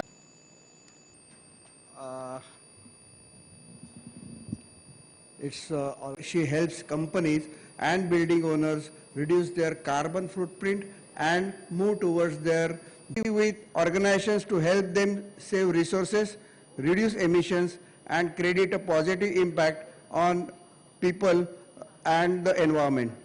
Today, she will be sharing her insights on sustainability, net zero goals, and the future of responsible development. So please join the hands to welcome Ms. Shreyasi Ansingkar.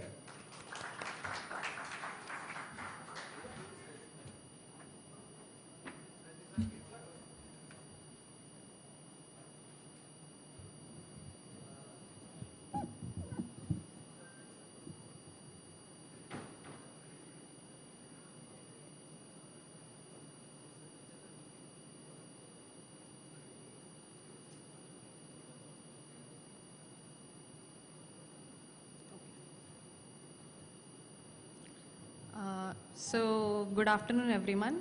I am Shreyasi Ansingkar. I am a principal consultant at GNFZ. So first of all, I would like to thank you Rotary District 3131 for having me here. So today I will share how organizations across the different countries and building typologies are successfully implementing net zero through GNFZ certification.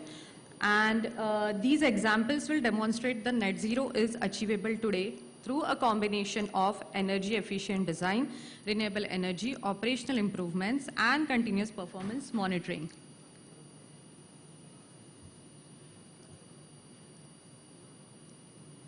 Yes, so first of all, before we jump into that, so I just wanted to quickly introduce you to the scope emissions. So scope emissions are basically derived by the GHG protocol. And it's a globally accepted framework which talks about scope 1, scope 2 and scope 3 emissions. Scope 1 mainly targeting the emissions which is actually coming directly from the building and the own property and the own vehicles. Scope 2 is basically targeting the grid emissions which is coming from the electricity, and scope 3 is coming from the supply chain which are the indirect emissions which is beyond the organization's control. So today I will first talk about the GNFZ. So GNFZ is a global net zero certification body, so dedicated to accelerating the transition towards a zero emission future. So we support organizations through certifications, implementation support, digital monitoring tools, and global ecosystem focused on the sustainability and ESG outcomes. So we have our own data-driven platform which will help you to calculate where plan will help them to define their goals, activities, the goals can be the short-term, mid-term and long-term also in incremental manner. And third is going to be the certify. So final certification will happen based on the assessment. So this is a journey and the milestones. So we usually don't encourage the direct final certification because net zero is a longer journey and this journey requires a lot of efforts and the milestones. So milestones are something that where we are giving the recognition to the projects whenever they will achieve the particular percentage of the emissions reduction. So this is GRESB. GNFZ final net zero certification across building, design, construction and operation is recognized by GRESB. I'm hoping that everyone is aware what is GRESB here. It's a global benchmark that measures sustainability performance of the real estate and infrastructure. So it firms boosting investor and the stakeholders' confidence. So we believe on the incremental certification. So rather than waiting for the final journey to end for the recognition, we believe that the incremental approach, simple data driven, and it allows entities to pursue the incremental certification over a period or in one go. So a project can pick and choose a final approach where they want to go ahead with. So now let's look at some real world examples that demonstrate how different organizations are implementing net zero across various sectors and the geographies. So very first project is Mahindra World City. So this is our first case study, that is an administrative building at Mahindra World City, Chennai. The approximate area is around 11,000 square feet with the 58 employees. So the reference year, that is a baseline year that has been established was 23-24 by GNFZ. And not only this reference year, but it covered the lot of historical emissions from the past 10 years till 23-24. So the project demonstrates how this project demonstrates how an operational building can systematically reduce emissions through targeted interventions and the continuous monitoring. So you can see the committed targets that are here in the last row, that are the year-wise. Okay, so the building, here you can see the number 8.61%. So what it is? The building achieved an overall emissions of this percentage, avoiding more than 10 tons of CO2 with a single reporting period. That means since the baseline period was 23-24, the project has showcased the performance of this percentage in 24-25 itself and started their journey here. The most significant improvements that you can see has come from the refrigerants replacement, then the reduced electricity consumption and the operational efficiencies, which is a very key actionable item in any of the projects. So this highlights how measurable reductions can be achieved without major infrastructural changes. This slide is talking about the emissions breakdown.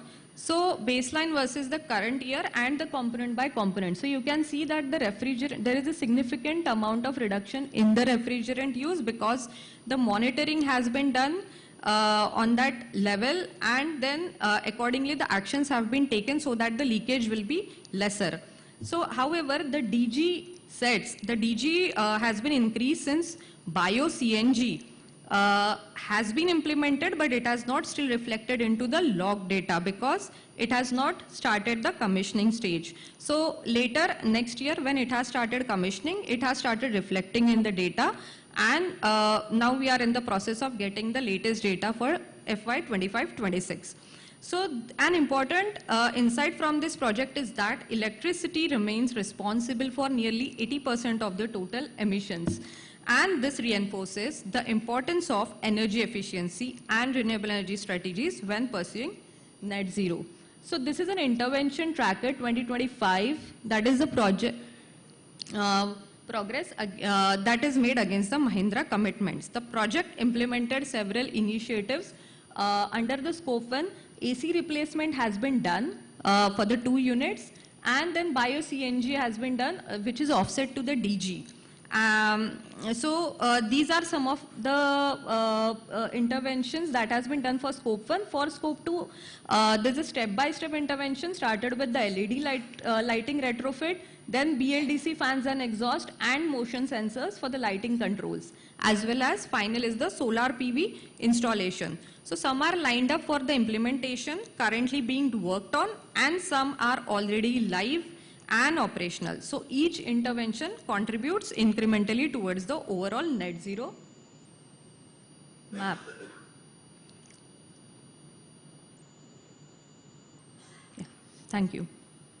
So you can see this is a classic example of a timeline that demonstrates the net zero journey rather than one-time achievement. So every intervention contributes towards long-term reductions and the continuous improvements. So what happens next is something that is very important. So this first column reflects the progress of the in-process items. Next one needs the verification, which is already there into the operations, that one needs to go back and collect the data again for the analysis, and third columns reflects the long-term actions that are planned for the next certification. So this is a milestone certificate that has been achieved by the project. This is not a final net zero, but it has been 1 year of the incremental action achievement that has been achieved by the project. So this is a certificate that they have received, assessment and the plan certificate. So now they are on the verge of achieving the net zero in next 5 years. So I'll move on to the next case study. That is, this is for the head office of D2O services, and they have applied for the net zero energy design certification. This is an example where the building is just, it has just started its construction. So this is a commercial office headquarters located in Jaipur. It's a mid-size building which has a planned occupancy of approximately 300 people. The project has completed the construction nearly 80% and focused on the design stage performance. So it is certified under the energy design framework.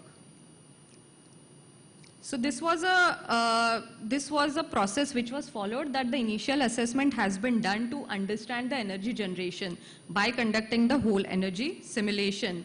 And then according to that, whatever the emissions that has been occurred, with the help of net zero plan, the mitigation strategies has been planned on the design stage itself.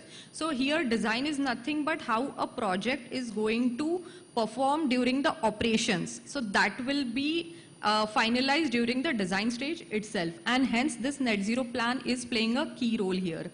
And then the final design certification after implementation of strategies that has happened according to the net zero plan. So the focus here was on reducing energy demand through the smart design. This includes this has focused moreover on the envelope part, that's insulation, low E glazing and optimized building orientation to reduce the heat gain, followed by the systems design, that is energy efficient systems like VRF, LED lighting, high performance equipment that will further lower down the consumption. And finally, whatever the residual is there, it has been planned by the renewable energy offset. That has come into the picture later through a rooftop solar system, meeting a significant portion of the energy demand. And then finally, the very key actionable item in any of the building, that is BMS, that ensures the energy efficient monitoring and control of the operations during the operation phase. So this is overall a great combination of design efficiency and renewable working together. So in this slide, you can see that the impact of the strategies implemented. The project was able to avoid more emissions than it generated. So this results at 100% offset, effectively achieving the net zero energy. In fact, it's a net positive one.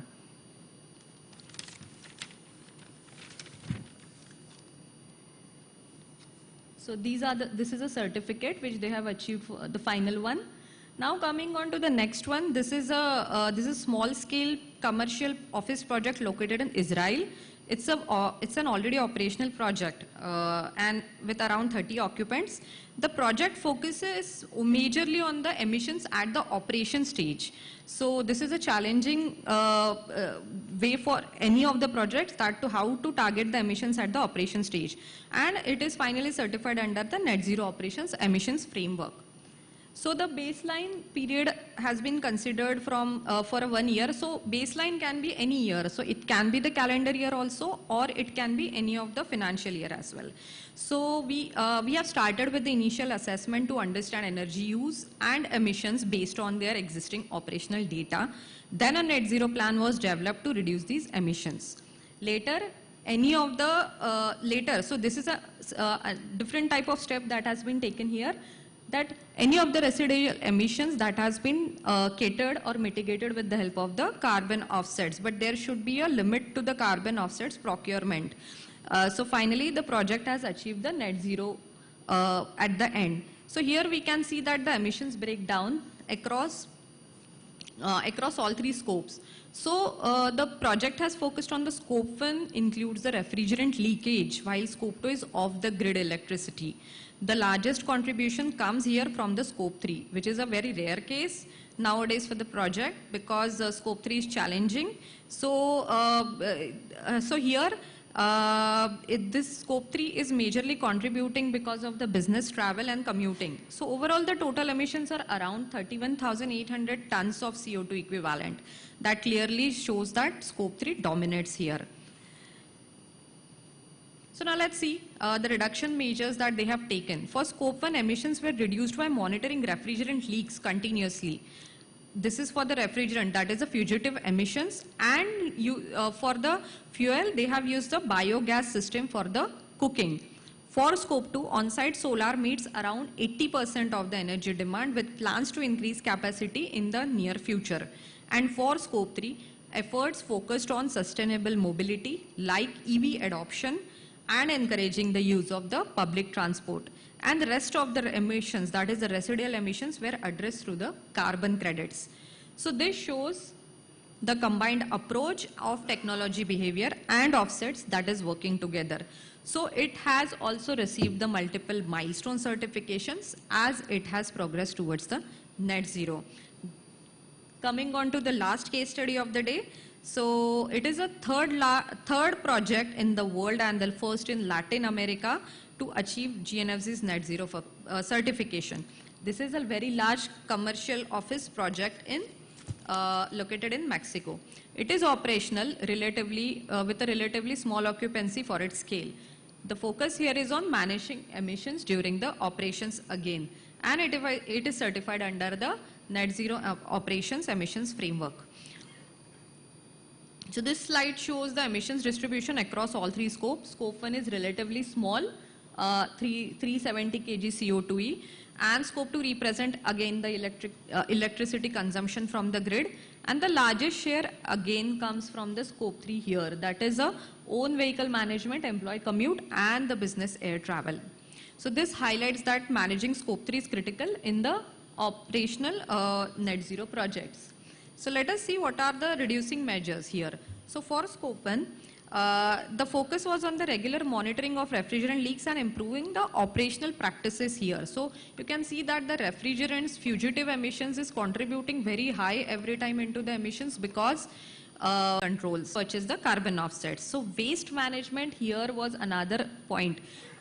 Waste management was improved, and they have actually done some waste audits, and with the significant portion of the waste diverted for the recycling. So efforts are also extended to suppliers to reduce overall supply chain emissions. So supply chain's emissions is underrated right now, but yeah, that is actually contributing significantly high compared to the other scope 3 emissions in category 15 of GHG protocol. So supply chain emissions should also be focused here. So based on these measures, the project successfully has achieved the certification. This validates its net zero performance at the operational level. So this is finally certified one. And now here comes the very key actionable item that has to be followed in all the projects. That is first of all measure, monitor, and then act. So even ISO 14064 highlights the importance of data management that talks about the accuracy, completeness, and reliability. So you can see that the data monitoring plan has also laid out very accurately for the Grupo Shufani, targeting solar energy use, commuting emissions, air travel emissions, HVAC efficiency, waste diversion, lighting and energy use, and overall emissions. So why GNFC net zero? Because there are only 2 slides left. So there are no prerequisites to enter into the certification. So the project can come at any stage of the building and at any time. Then flexibility with target setting and framework. So even if you have achieved particular target already or you want to start your journey, you can come here. Online platform is there to monitor and calculate your all type of emissions.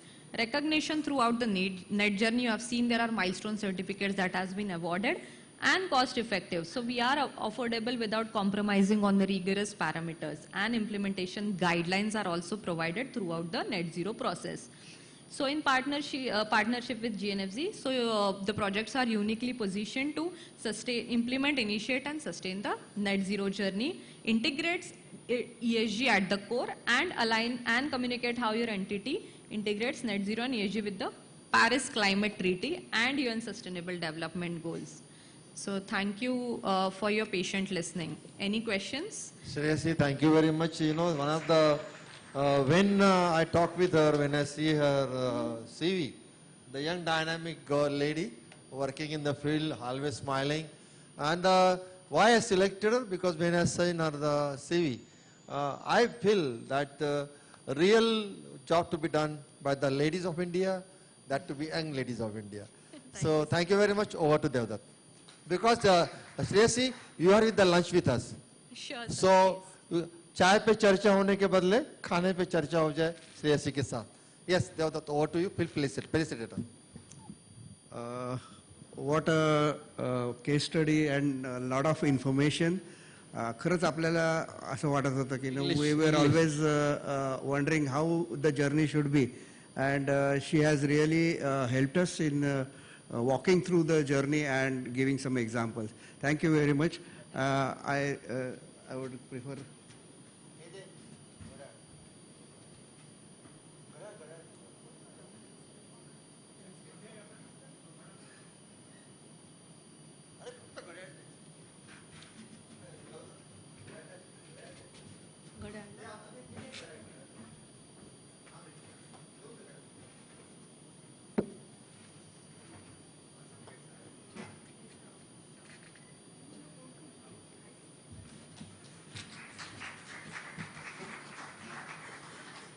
This is the clock that you keep the time. Seriously, you keep the time, that's why the clock is with you. Made out of bamboo. So now, Jayant Keskar. Jayant Keskar, online. Please. He's from Australia. He's very, what you call, in आपल्या भाषेत बोलायचं तर किडा.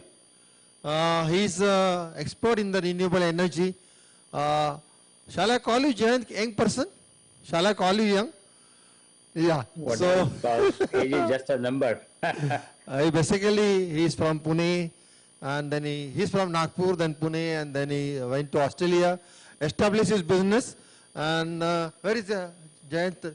त्याचा हे कुठं? एक minute introduce करून देतो जयंत मी. कुठे लावले? ती स्लाइड घे, जयंताची स्लाइड घे. प्लीज. क्विकली. वेळ नाही आपल्याला.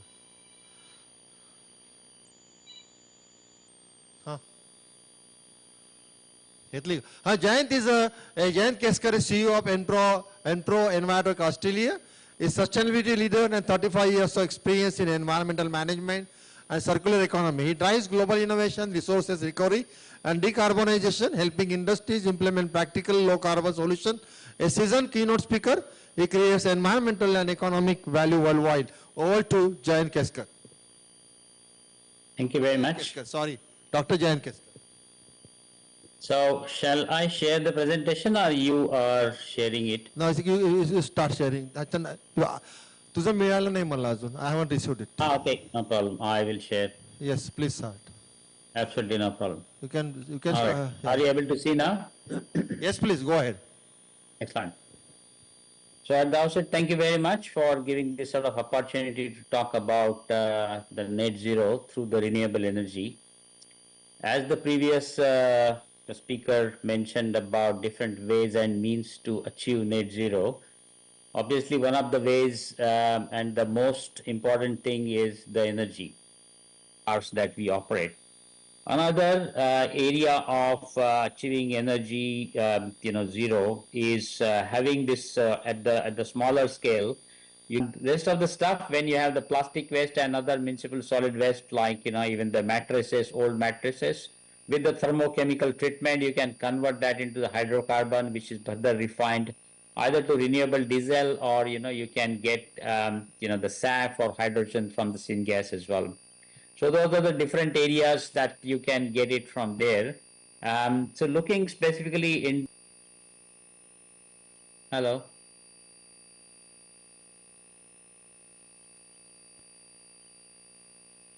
So when you have, sorry, did I miss something or? No, we can see your slide, Jayant, please go ahead. Okay, no problem, excellent. So getting further detail into the, the organic waste treatment, which is again, comes under the scope 3, wherein you are able to not only reduce your scope 3, but scope 2, scope 1 emissions as well by doing this type of energy generation and process heat, as well as, converting into the bio-CNG or, LNG, as well as you can put that back into the grid. Again, this is the best method wherein you are not losing any energy loss as well, where you are putting into the grid what we call it here as RNG, renewable natural gas, that you can putting into the natural gas pipeline. So the best part that you get out of it is, you not only get the electricity generation, but you also get the other raw material in this case, which is again the carbon dioxide. In this case, it could be the hydrogen sulfide, when you're scrubbing it, converting into the elemental sulfur. You can also get the digestate. When you're separating the digestate out of it, you are able to separate out solid and liquids. Liquid you can fortify with some other stuff like soil rejuvenation and other type of things, wherein you can increase the production substantially for the plant material. So all those things embedding together, you get really value addition out of that. Looking into the thermal processes, you have you can convert that either the pyrolysis or gasification. We utilize basically the pyrolysis process, which is a Japanese technology, converting all that material into the renewable diesel that is ready to sell into the market. And obviously, with further refining, you can also add into the SAF, which is a sustainable aviation fuel, which has got real value addition as well, because a lot of airlines, they are really trying to reduce their carbon footprint by sourcing these type of renewable SAF there. So there are possibilities wherein you are able to get all those things from typically the waste material, which is again getting into the landfill, generating a lot of methane emissions as well. So as I said earlier, you can get different byproducts from different technologies that you see here. One of the byproduct, from the anaerobic digestion process is again the struite, which is magnesium ammonium phosphate. This is particularly found where you have a lot of magnesium and ammonia into the waste streams. We are doing one project for the piggery wastewater stream, wherein you get a lot of deposition of the salts around the pipe and pump there. Struite is also very common. When I was in India, I saw it in one of the starch industry as well. So starch wastewater that has got a lot of struite. So if you are able to extract struite, the cost of struite here is around $600 a ton. Similarly, carbon dioxide, methane get around 60 to 40%, 60% of methane, 40% of CO2. So if you are able to get that CO2 out and then sell into the market, either for the food industry or the greenhouse or the dry ice manufacturing or any other purpose, it has got real value addition there as well. The cost for CO2 here in the market is different part of the Australia is around $400 to $800 a ton. So that is a value addition for you as well. Similarly, from the pyrolysis, you get end up getting the biochar, which will again utilize for the carbon sequestration purpose. You get the pyrolysis oil that you can put it back into the renewable diesel, further fortify and refine it to the other sort of valuable byproduct. You also get the syngas. From syngas, you can get hydrogen and those type of things as well. So there are different byproducts you get from different sort of technologies as well. Looking into the revenue streams, like as I say, you apart from all those things, you also get the Australian carbon credit units, what we call it as ACCU here. So ACCU has got around $40 a ton currently. That is the value that we have certified, issued by the clean energy regulators here. And you are eligible when you are doing the waste avoidance, biogas generation or the renewable energy generation out of those things as well. So all those things that you get in, apart from that, when you're generating any electricity, you get the sort of export surplus that you can put in back into the grid. You get the large generation certificates from there. You can sell the fertilizer, the biochar, you can have the tipping or gate fees. Again, this is a very good economic model that we are discussing with a couple of landfill sites. They end up getting around $160 a ton tipping fees. And obviously, like what we tell, like if you are able to give, say, 80% of that, you keep 20%, give us a land, then we can put all that combined integrated refinery system that will basically eliminate all that, landfill, further landfill site land requirement for you. And that is beneficial for you as well. And the tipping fee is increasing, or the gate fee is increasing in every part of the world every year. Here it was, when I came here 18 years back, it was around $70, $80 a ton. Now it has gone to $180 a ton. So that sort of difference is again there, which will again totally be eliminated, that gate fee or the tipping fee, when you have these type of technologies where you get the regular revenue out of that as well. So you also get the renewable gas certificates. This is recently introduced into Australian market, which is again good for getting additional revenue from different sources. So obviously, why this is, you can embed with different other technologies, like, if you are industry, obviously simple and best thing is you can eliminate all those things, putting the fluorescent light, changing to normal, better light system, lighting system, the smaller thing. But at a larger different level, along with the solar and energy, if you are achieving these type of technologies implementation, that will give benefit to the end user for reducing their total emissions. Apart from that, if the industry is transporting, whether council is transporting the waste to some site, which is around 200, 300 kilometers, they are able to reduce the cost, they are able to reduce the diesel consumption for that. They also could achieve the regulatory compliance. At the same time, they have the social license, again, which is important thing that is coming up here. The community get involved. There are some plants in the New South Wales area where all that gas is being put up into the renewable gas grid, and then that gas is being supplied to the community there. Because you are not allowing any sort of waste into the landfill and extracting all the value addition from there, you are also able to achieve source segregation, and at the same time resource recovery and the circular economy principles as well. So with all those things, the industry that we are talking about, you end up getting multiple benefits, from there as well. Now, looking into the net zero roadmap, like if you really wanted to follow this up, how we go forward or move forward, along with some other stuff that the previous, the lecture that we had heard about, you can have specifically for these things, in the phase one, you need to obviously do audit, find it out what is your energy consumption, what is the baseline, what are the, energy sources that are available with you. You need to again work it out, what is the waste streams characterization, whether you have organic, inorganic waste streams that can be utilized for energy generation. And then simultaneously with the government organization, you need to have the compliance setup. You need to put up your case for, yes, we are going to do some sort of project here. And then in the next stage, depending on what waste streams you have, you can go with biogas or waste phase 2, phase 3, that you can combine it together as well. Biogas or pyrolysis technology. You need to register for the ACCU, which is Australian Carbon Credit Methodology, wherein once you start the production, then you end up getting around $40 a ton. So depending on the type of industry that you are in, your type of whatever output that you're getting, you can utilize in the best possible way. As an example, we have one of the sites here in the remote area where they do not have any electricity and they have a lot of truck movements.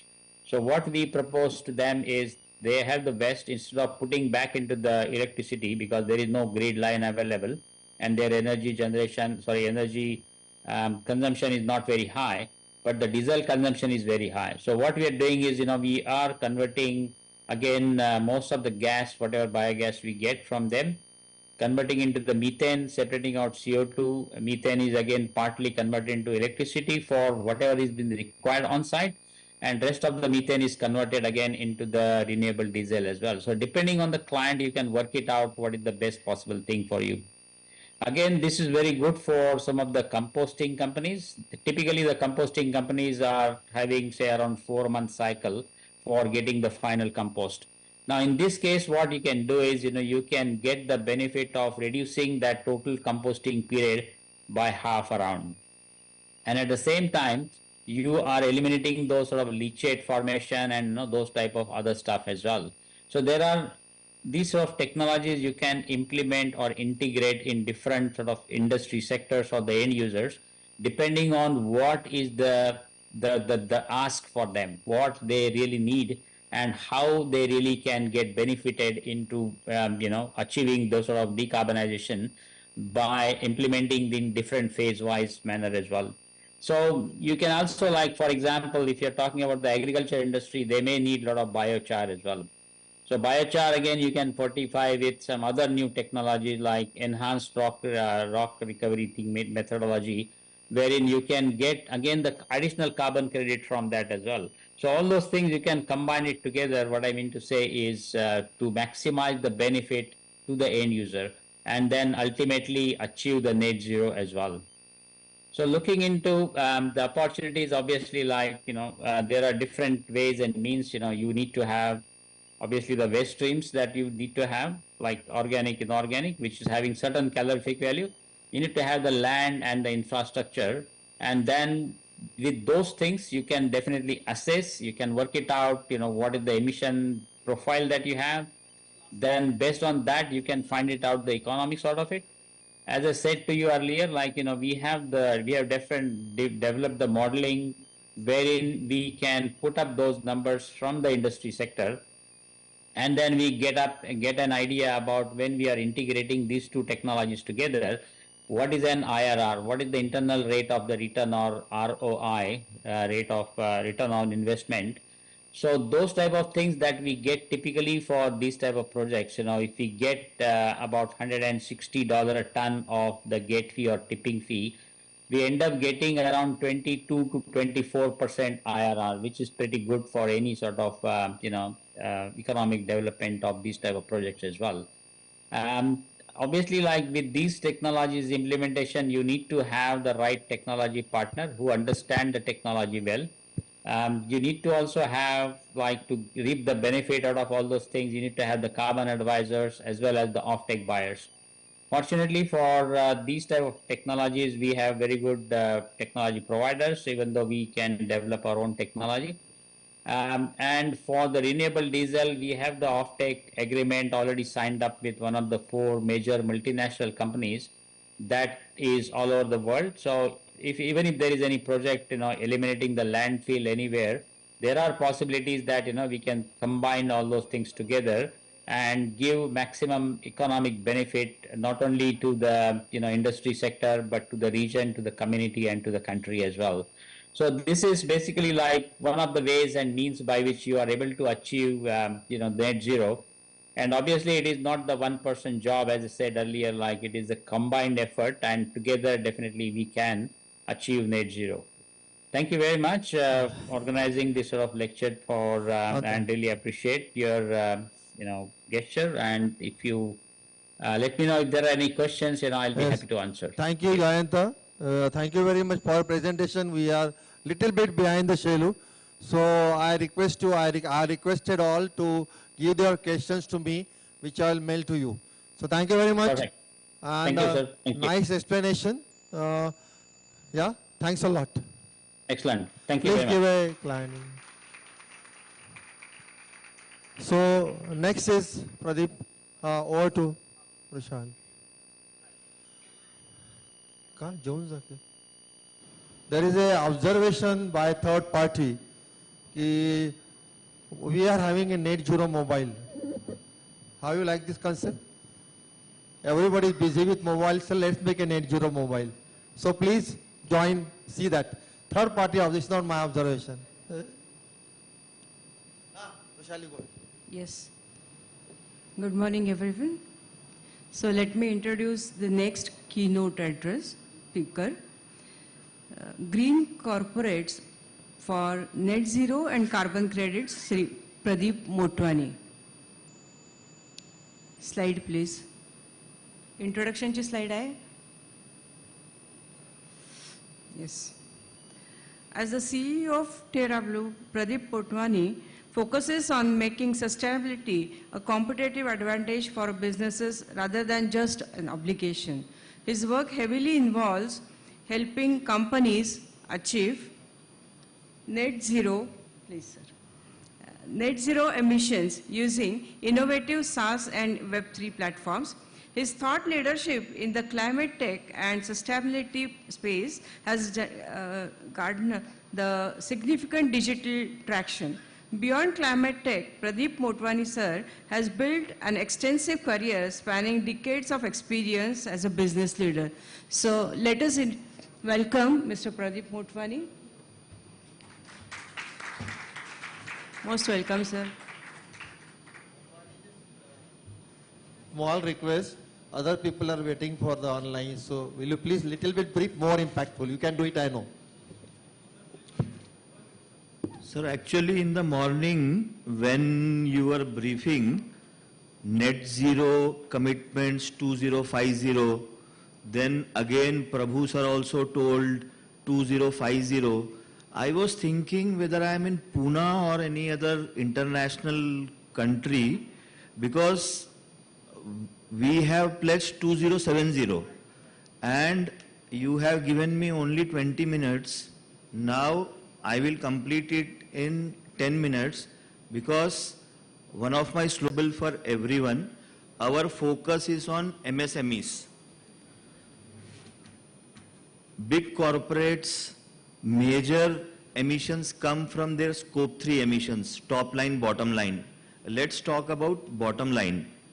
So their major suppliers are MSMEs, and around 25 years back I was also a MSME, and half my life used to go in getting the orders and half my life used to go in setting the cash flows.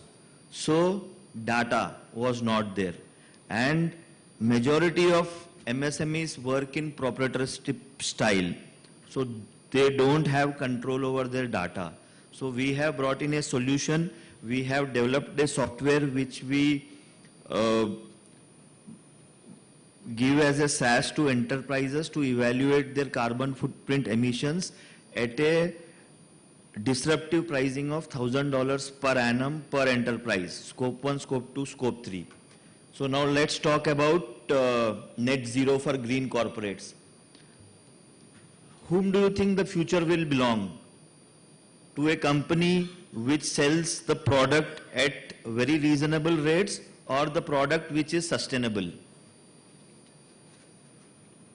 And I think it will be, sustainability will be a biggest differentiator going forward. We should have acted yesterday. We have not acted, so let's act from today. Net zero will be next industrial revolution. Green companies are the future. I can say they are present also. Like Chordia sir said, he has become a net zero company. I will have to check those facts and claims, because as per my knowledge in India, there is no net zero company as of now. They may be a carbon neutral company. So the world is changing fast. 90% of global GDP covered by net zero commitments. Our Indian corporates have also taken pledge 2040 for Reliance, 2032 for HDFC Bank. Thousands of multinationals are betting big to become net zero client. One of our Fortune 100 client Rentokil Initial has also made a commitment to become net zero by 2040. And now ESG has become mandatory, environmental social governance. 100% supply chain demand, that's where our software comes into place. The new business reality. Initially, traditional way, profit growth, market share. Future, profit growth, sustainability and carbon accountability. Companies that ignore sustainability risk becoming irrelevant. One of my invested HR company, all-women company in Pune, which caters IT services, was asked by LTI Mindtree to share their carbon footprint emissions. A small HR company. So now all these corporates will seek emission data from their supply chain, or else they ask, lose your business. Net zero is not just about carbon, reduced energy costs. Currently we are facing a crisis due to West Asia war. Government is going to introduce up to 100% subsidy on biogas plants, up to 100% subsidy. The declaration is coming in this month. And they are planning a very big subsidy on agrovoltaics also. Better investor confidence, stronger brand value, access to global markets. I will take a few minutes to talk about CBAM, Carbon Border Adjustment Mechanism. So currently 5 industries, steel, cement, aluminium, chemical and fertilizer, have to give CBAM report. If they don't give, they will have to pay a penalty. Very soon Saudi is also coming up with CBAM, and it's so complicated for MSMEs to get this done is not an easy job. We have developed a software and we offer our services at $650 for 5 reports. Compliance ready. This is going to become very soon mandatory for almost all the industries. India has also introduced CCTS, Carbon Credit Trading Scheme, which will be functional in another couple of months. Green is no longer a cost. Green is a competitive advantage. I think some 6 months back, I was attending a similar type of a conference wherein very senior personality of CII Cummins told that in Pune, 100 corporates came together and invested 5,000 crores in green technology, green energy, and the ROI for first year was 5,200 crores. So sustainability, if invested, if we do investments in right technologies, it is going to give beyond imagination ROI.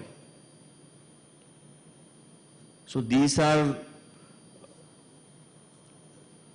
the sectors: renewable energy, green hydrogen, electric mobility, carbon market, circular economy.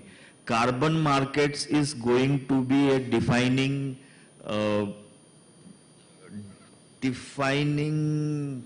how can I present? It will be a game changer, especially in India, because India is going to be the largest exporter of carbon credits by 2030. Post that, from 2031, Africa will be the largest producer of carbon credits. The next $1 trillion opportunity will be green. Maybe not, it will be green. How carbon credits can change climate action into revenue. Company reduces emission, CCTS incentivize companies which reduces the emissions, and the projects, nature-based credits, are getting premium pricing. I will share about a story of one man named Shyam Sundar Paliwal. He is from Piplantri. Recently, I think some 6-9 months back, Modi ji was in Australia, or maybe a year back. So, Mark Bala, toilet man of the world, and he is also a Rotarian, met Modi ji, and he said him, "You are the second person from India whom I know." Modi ji asked, "Who's the first one?" He said, "Shyam Sundar Paliwal from Piplantri." Piplantri is a village situated in Rajasthan near Udaipur. Shyam Sundar Paliwal ji lost his daughter, and he took a pledge that whenever a girl child will be born in the village, I will plant 111 trees. Rajasthan, during my childhood, I had read few things about Rajasthan: deserts, water scarcity, girl feticide. So he changed everything.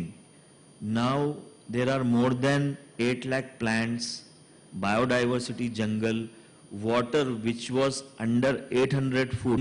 Conservative figure is 2 crore rupees per year. So whatever they have done is going to be benefited to the entire community. And as an organization, our model is very transparent and traceable.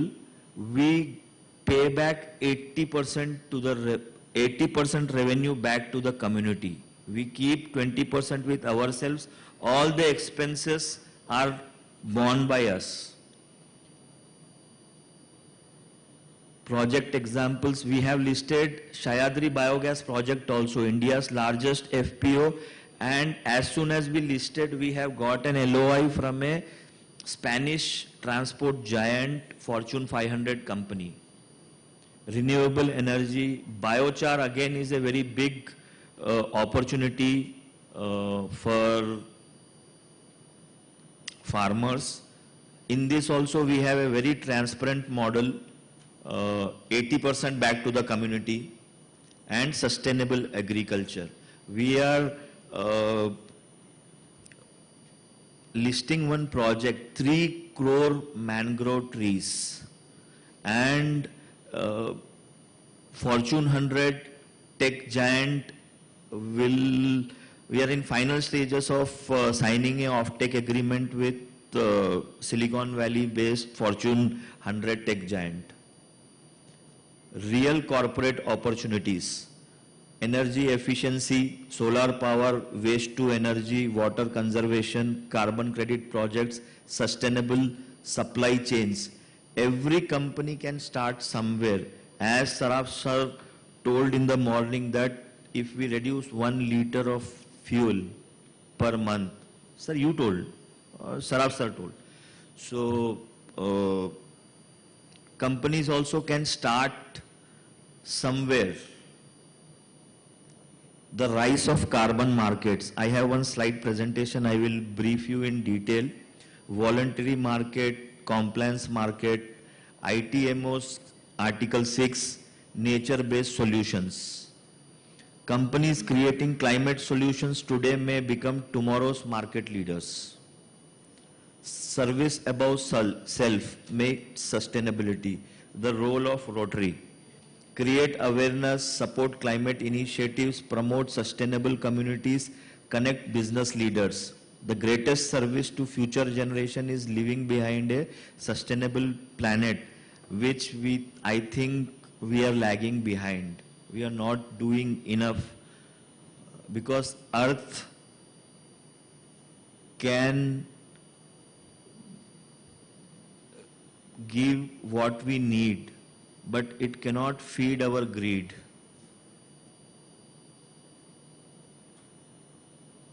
Call to action. What is our carbon footprint? Scope 1, Scope 2, Scope 3 is very complicated. How we can reduce emissions? If we Measure, then we can reduce. Can sustainability become a revenue stream? Definitely it can become. Smart today, the best time to go green was yesterday, but we can start from today. During one of my pitches to an investor, the investor asked, how much more time can you sustain without funds? My answer was, I need the funds yesterday, but if you don't give me the funds today, I can easily sail through day after tomorrow. And he invested. I am very fortunate to have stalwarts as our advisors. Professor Vinod Chandra Menon, founder member, NDMA, way back in 2009 or before that, Manmohan Singh ji called him, he was earning 200 pounds per month. And Manmohan ji asked him to come back in India and set up National Disaster Management Authority. He came back and he was paid 200,000 per annum. He is our chairman of advisors. Then we have Umesh Chandra Sarangi sir. He was ex-additional chief secretary of Maharashtra and ex-NABARD chairman. Then we have Dr. Jai Singh Marwa, IIBM managing director and trustee. Then we have Pitambar Chaudhary, former CEO and managing director of CDSL, and Jagdish Belwell, youngest CIO of Tata Motors. All these stalwarts give us time, their credibility, and also they have backed us as investors. So this is how carbon credit is generated. This is my last slide, sir. Carbon credit generation and purchase. So what we do initially for nature-based credits, feasibility study. Usually consultants charge 2 to 10 lakhs per project. Depending upon the size of the project, we don't charge anything from the farmers. It takes maybe a month or two. We do financial feasibility study. If the project is feasible, then we select the registry, design a project design document, and do consultation, stakeholder consultation. Post that, the project is listed on a registry. After that, third-party validation, VVV bodies come into place. We have to be very careful to get credible VVB bodies, and once the project is validated, then it gets registered on a registry. Post that, there is some monitoring period, 3 to 6 months depending upon the project, and post that the carbon credits are generated. We have Web3 technology marketplace also for sale and purchase of carbon credits, and we have made few corporates, few education institutes as carbon neutral. To generate carbon credits is a big challenge. To sell those carbon credit is a much bigger challenge. And we have got Pune Metro project for carbon credit generation as well, from Hinjewadi to Shivaji Nagar Metro. PPP project, Tata Cements are their partners. We have Hyderabad Metro project also, and we do tokenization of carbon credits also. Thank you. I just request all, I exclusively calling for the fundraising. So you understand what is said, and the Rotary clubs can be, have any projects where we can go for the plantation. Am I correct? Plantation can give a carbon credit. Yes, yeah. Plantation. You were talking about jail DGs, ADG sir, 90,000 plants have been planted. Yeah. If we incorporate that project, tentative credits will be 2,000, and the base minimum price, $10, can fetch you $20,000 per year. So this is a good opportunity. Sir, be with us for lunch. Yes, yes, sir. So they will get as much as money from you. दो ही चीज के लिए जिंदा हूँ sir, एक खाने के लिए, एक सोने के लिए, तो खा के ही जाऊंगा. प्रदीप मोटवानी जी धन्यवाद. Over to Vishali. Get Erum Khan. Thank you very much, Mr. Motwani, for being with us and sharing your knowledge. Thank you once again. So we are switching over from India to Pakistan. And he's a dynamic Rotarian lady. I met him one of the international platform. Then we become an associate, then we become a friend, then we share some projects. And just I put her that our district is going to organize net zero. So she said yes, and such a fantastic activity in the 2-page biodata with the help of I compressed it. Let me read. This Erum Khan is from climate justice to community action, regenerative pathways for net zero. Rotary Erum Khan is the chairperson and co-founder of the Climate Hub Forum, a Pakistan-based initiative focused on accelerating climate action sustainability and regenerative system, an expert on climate finance and policy. She advocates for the Global South, bridging academia, industry and local communities. She presented the Global South at COP29 in Baku, advocating for the loss and damage fund, clean energy and the Baku Initiative for climate finance. Over let me tell you, when I was in Singapore in the recon, I met Pakistani. He really hugged me. He said, hey, we are friends. We have the same relation. Why the politicians keep them aside? So over to Erum. Please go ahead. Thank you so much. I can share my, basically there are a few slides. I can share it. Share it now, Erum. Please, go ahead. Yeah. You are half an hour behind us. Am I correct? Yes. काय झालं? Oh, So good afternoon, distinguished guests, respected organizers, fellow speakers, members of Rotary, colleagues from ISRAG and participants joining us from across the region. My sincere thanks to Rotary International District 3131, Mr. Rajinder Kumar, the organizing team and the ISRAG Climate Solution Task Force for creating this important platform and to create the opportunity to contribute to today's conversation. And as we gather today to discuss net zero, I would like to begin with a simple observation. Climate change is no longer a future challenge. It is already shaping our economies, our communities, our ecosystems, and increasingly our daily lives. Across South Asia and throughout the global South, we are witnessing rising temperatures, extreme weather events, biodiversity loss, water stress, ecosystem degradation, and growing pressures on vulnerable communities. The climate crisis is no longer only an environmental issue. Perhaps the greatest climate challenge before us is not whether we can change the atmosphere. It is whether we can transform the systems that created the problem in the first place. Climate change is also a developmental challenge, an economic challenge, a social challenge, and increasingly a justice challenge. And that brings me to my first idea I would like to share today, that is climate justice. When we speak about climate justice, we recognize a simple but a powerful reality. Those who have contributed the least to climate change are often among those experiencing its most severe impacts.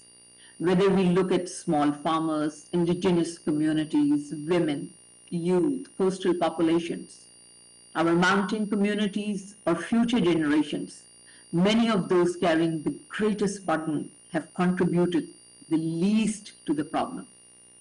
Climate change is often described as a crisis of carbon, yet for millions of people across the global South, it is experienced as a crisis of livelihoods, security, opportunity, and justice.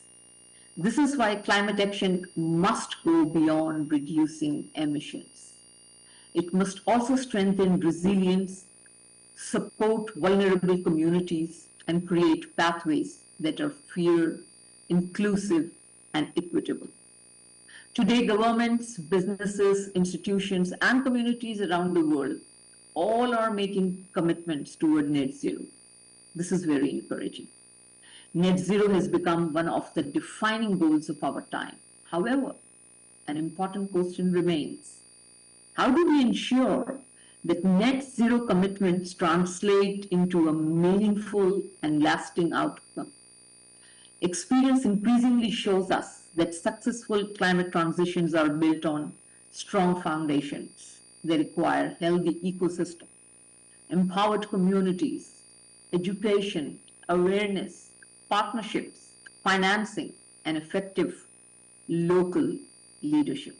In other words, climate action succeeds when people, nature, and systems work together.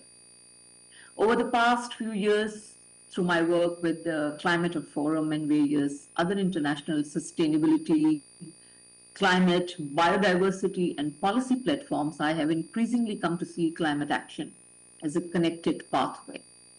A pathway that links justice, nature, people, finance, and implementation. Today, I would like to describe this as a regenerative pathway to net zero. The pathway begins with justice. Justice helps us understand why we act. It reminds us that climate action is not only about carbon, it's about people. The pathway then moves to nature. Nature is often discussed as a victim of climate change, but nature is also one of our strongest allies.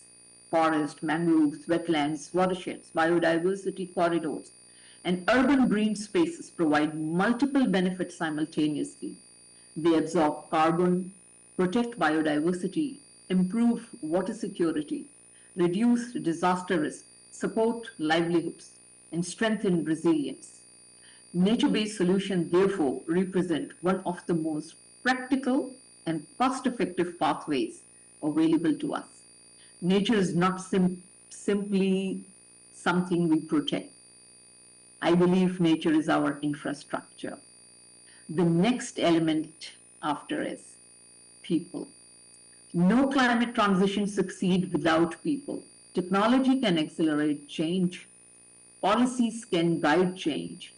Finance can enable change, but ultimately, people create change. This is why education, awareness, leadership, and community ownership are so important.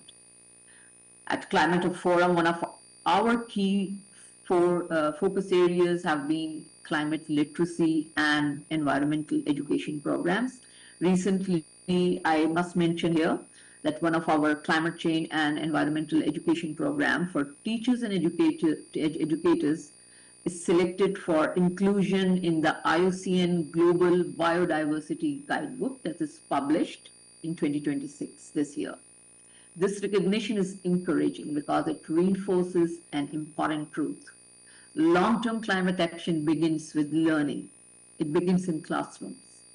It begins in communities. It begins in conversations and in the choices we all make every day. We often search for a single solution for climate change, but climate change itself is a systems challenge. And system challenge require systems solution.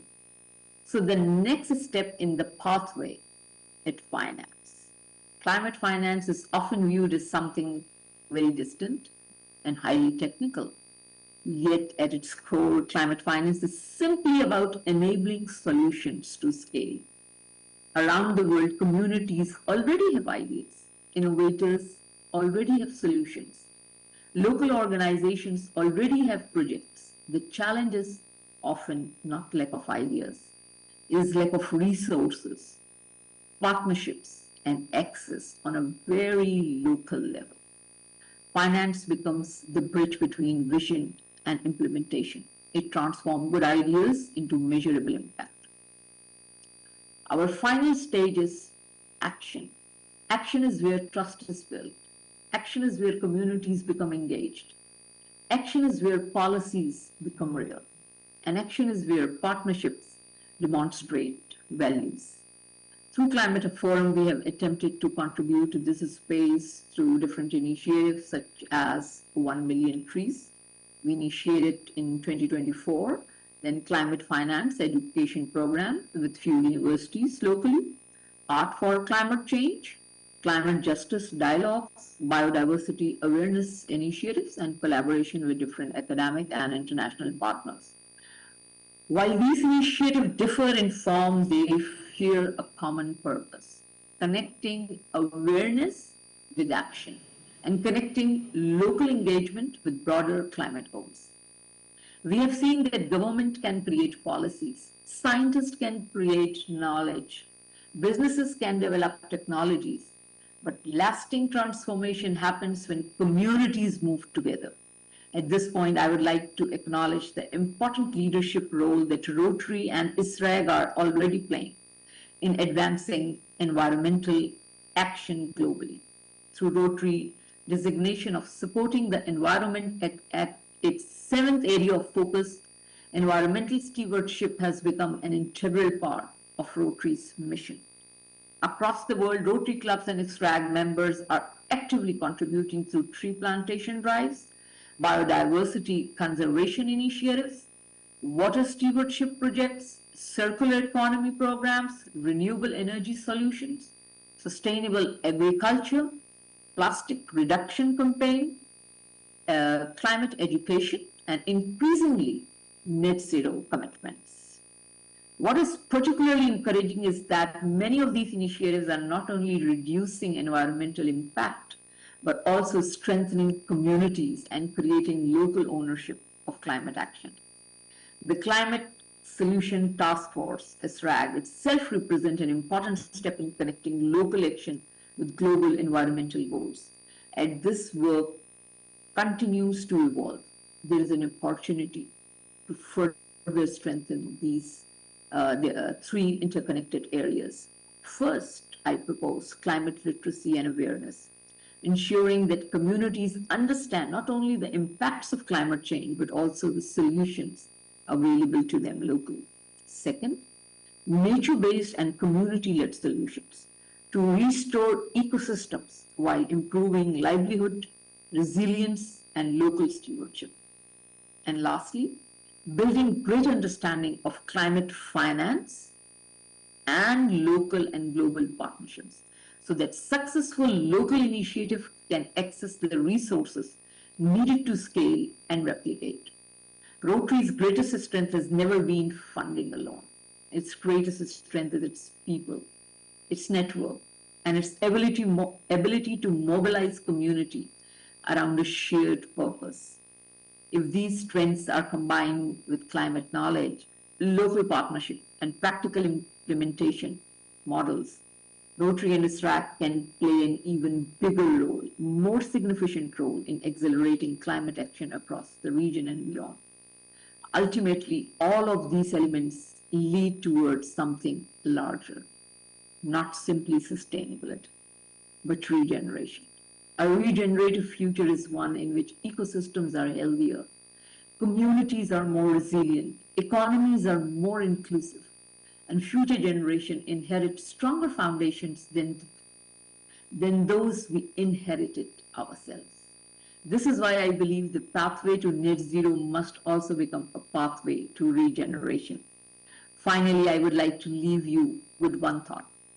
The global south is often discussed through the lens of vulnerability, with floods, famines, drought. But what if the global south is not simply a geography of risk? What if it's also a geography of solutions? Yet the global south is also a source of resilience, a source of innovation, a source of community knowledge and indigenous knowledge, and a source of practical solutions.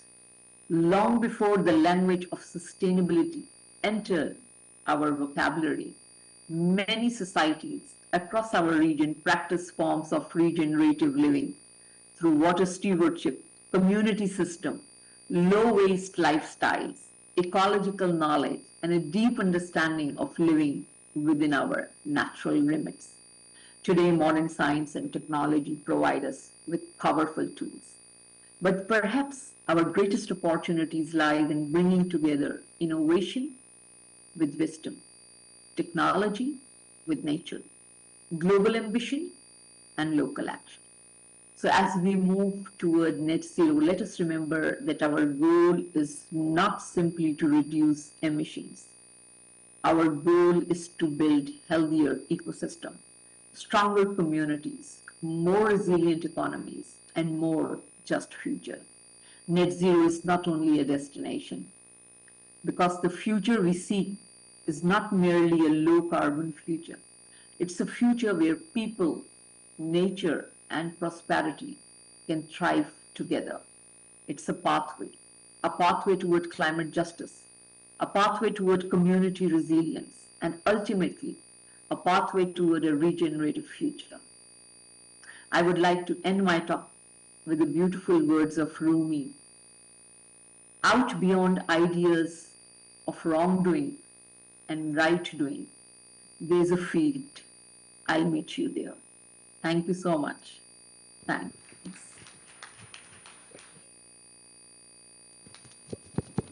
Thank you, Erum. All Rotarians, you must have noted, because I am in India and all around the world, same heart. Reach out to community, service above self, and unite for good. This is the example. That's why she's the last in the sequence, so that we will reach out to the reality thing. So thank you, Erum. And thank you very much for your excellent presentation, which really made us to think a lot. And we will definitely unite for the good. Thank you very much. And the audience will give a question to me, and I will send the question to you. Sure. Bye, Erum. Okay. Thank you. Have a nice day. So Have a nice day. This is it. Yeah. Thanks. Thanks a lot. Thanks. Next one. Ratndip Joshi. Now we are at the FAG.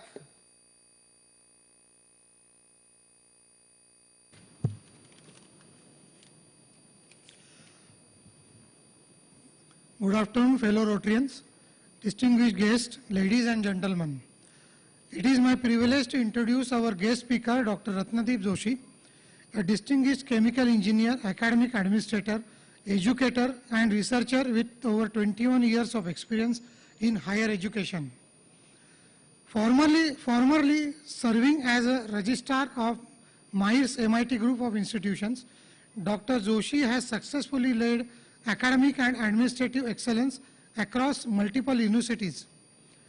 A strong advocate of outcome-based education, he has spearheaded several NBA accreditation cycles and mentored institutions through NAC and NBA processes. His contributions to green hydrogen, sustainable technologies, and educational innovation have earned him national and international recognition, including the International Creative Educator Award and participation as a COP28 observer. Friends, please join me in warmly welcoming Dr. Ratndip Joshi.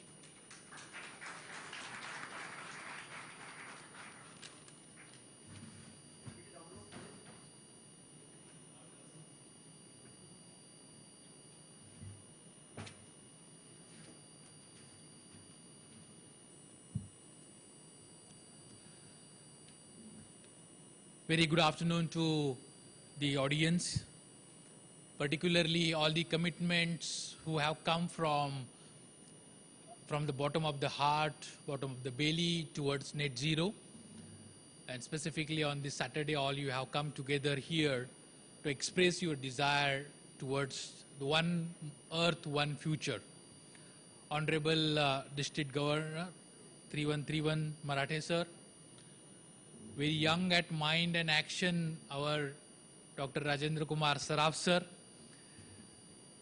all fellow Rotarians, learned members, greetings of the day to you.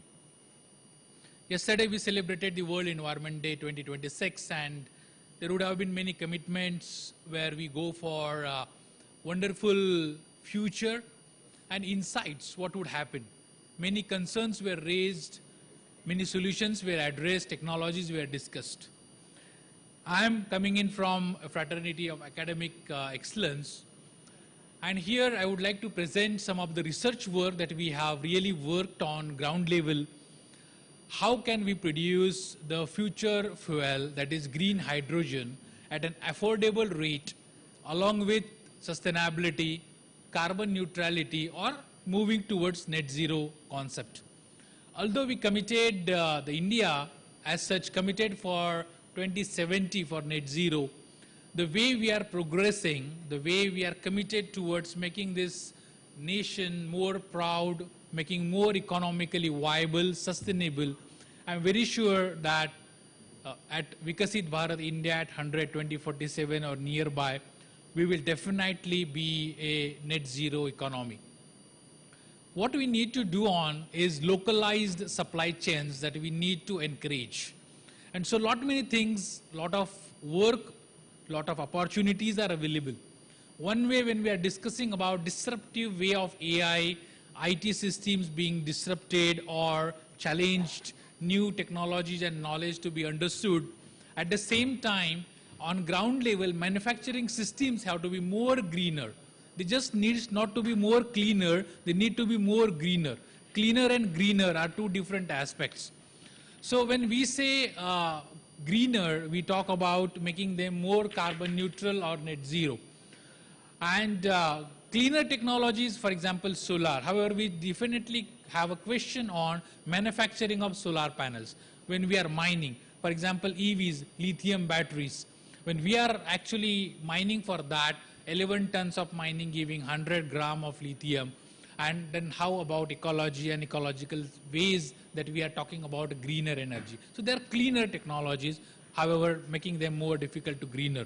So let me present here a view on how greener systems or processes we are really looking into.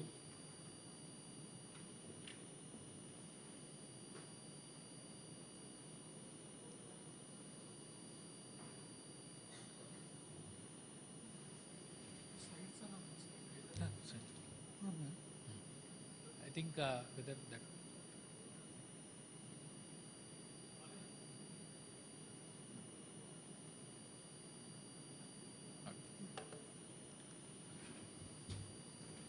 So one slide I always present here when I talk about the technological change and the pace of change of technology. The wired phones towards the smartphones today, we have all witnessed the technological verification change and the pace at what they are doing.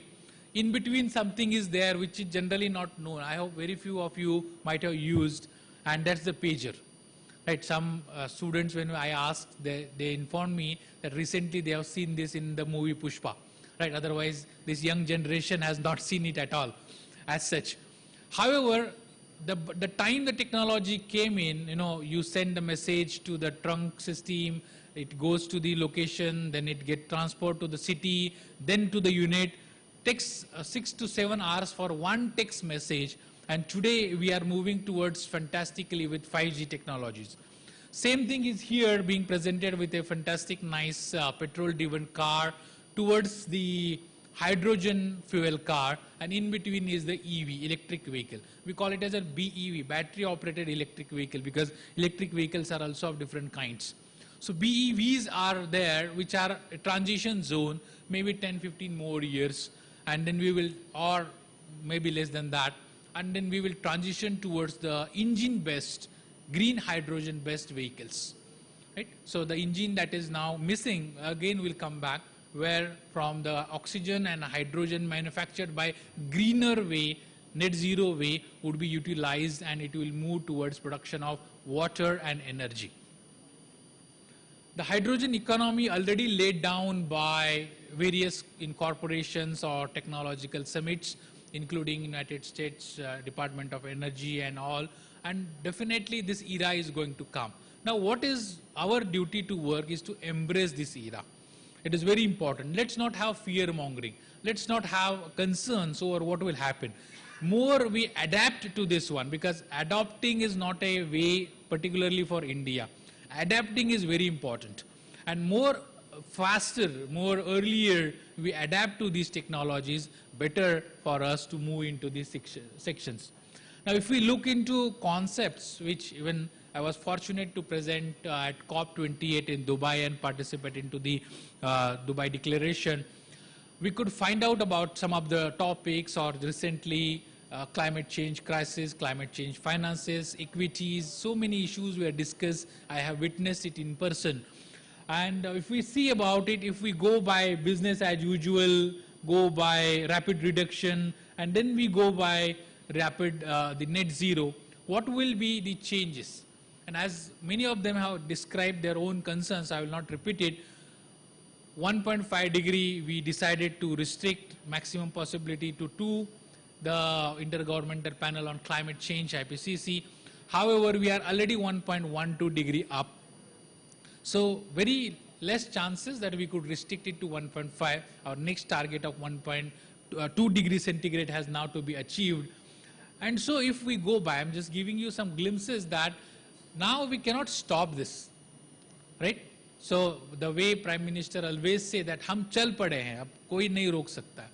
So the way we have moved towards the renewable energy, absolutely the targets are being discussed, some of those 500 gigawatt of that, 262 gigawatt already achieved. 48% of the installed capacity today, right now we have in India, is coming in from renewables. Last year I was at BPCL Mumbai for giving a same lecture on 10 June on Environment Day celebrations and prize distribution awarding. Even the professionals were not aware that more than 45% of installed capacity of the nation is in renewables. We have moved it so coolly or silently that we may conquer it very quickly, and we want to go to 60 to 70% in next 4 years. Why hydrogen?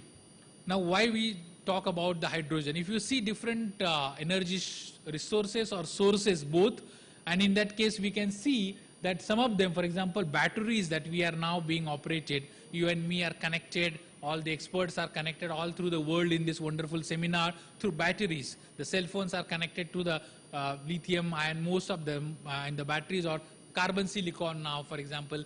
Many of cell phones would have carbon silicon. My earnest request to you that while you choose a cell phone, next cell phone, along with memory, along with storage capacities, your capacities of processing, core processing, etc., camera, screen descriptions, please look at the battery type also.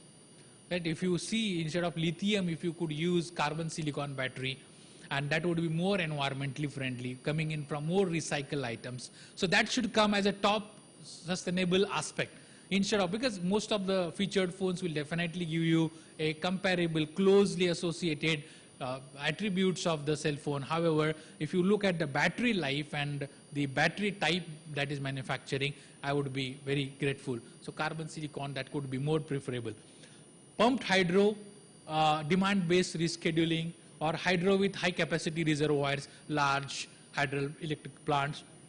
Hydrogen with CCUS and bioenergy without CCUS. Carbon capture, utilization and storage or sequestration. Now in this case, if you see, hydrogen is the one, maybe seconds, minutes, hours will be less comfortable. However, it complies and ticks all of them, and that is how it's a versatile fuel.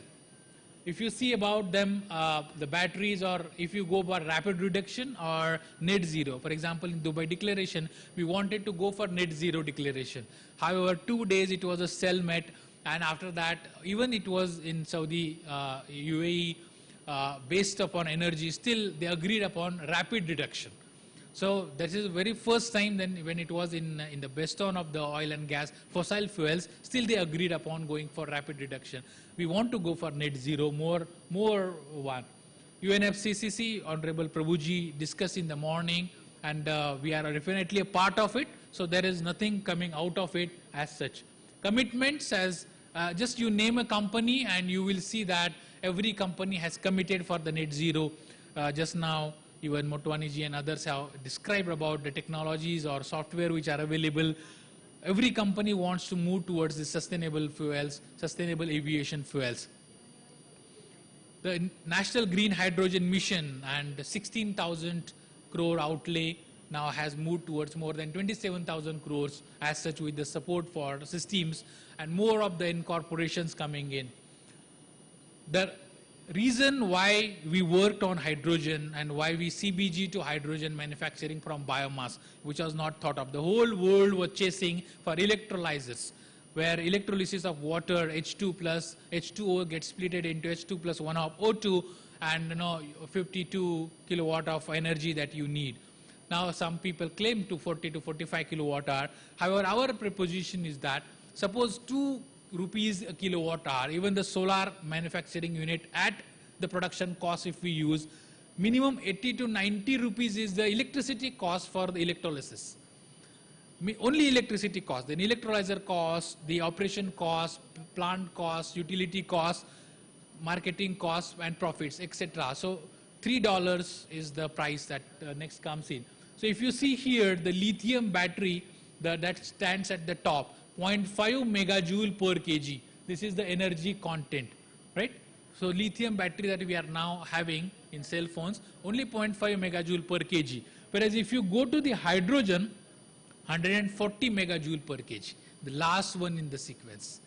And so we are dwelling in between the least energy content towards moving towards the highest energy content. And this is the reason why hydrogen must be the fuel of the future. Right? So it should not be, it must be the fuel of the future, and we should bet greatly. Most of the people don't understand really what is happening. However, the real reason for technical reason comes in. So I tried to put it into a very simple fashion. Different type of colors codings. Hydrogen has no color anyway. However, these as well as if you see the energy density, hydrogen with 3 and methane with 12.6. However, the heating values also can be taken into given systems.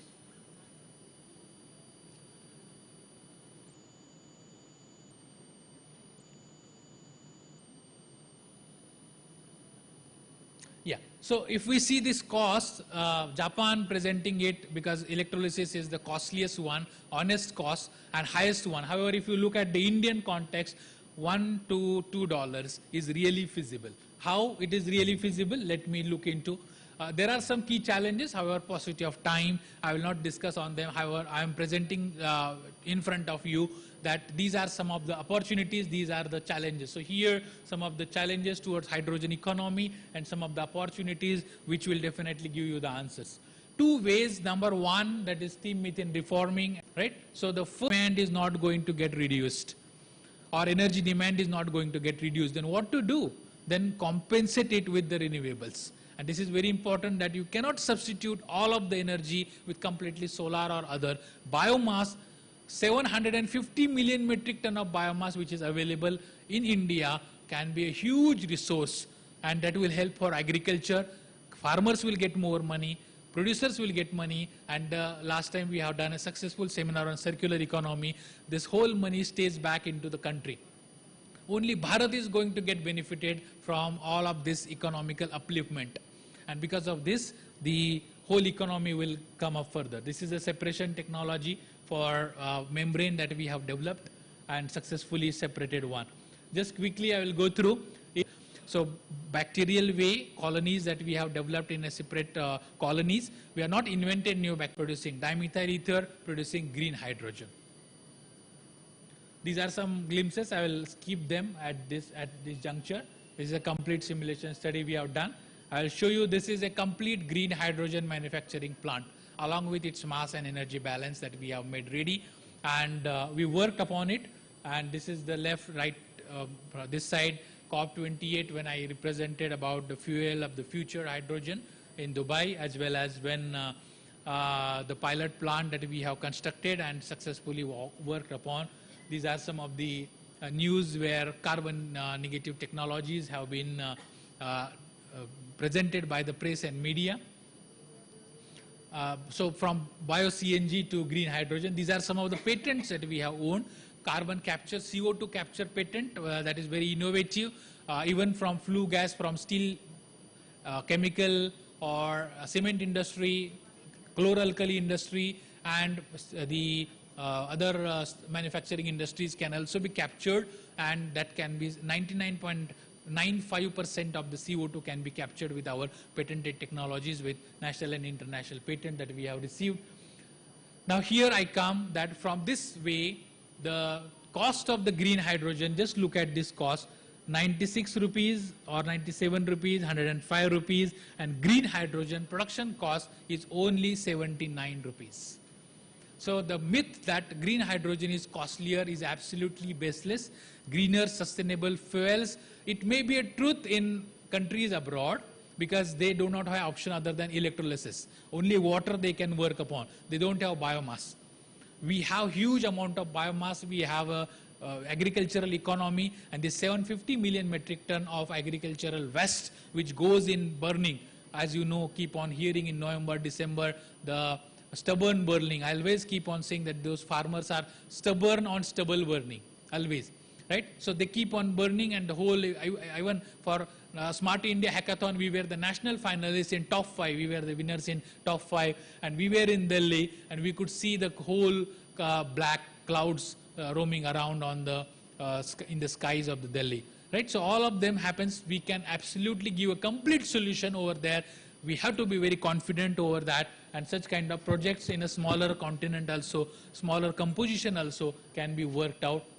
How this fuel also can be, petrol and diesel also can be manufactured from methane, right? And this complete details, mass balance I have given you, and we have worked upon this one. With this, I think just last 1 minute I will take it.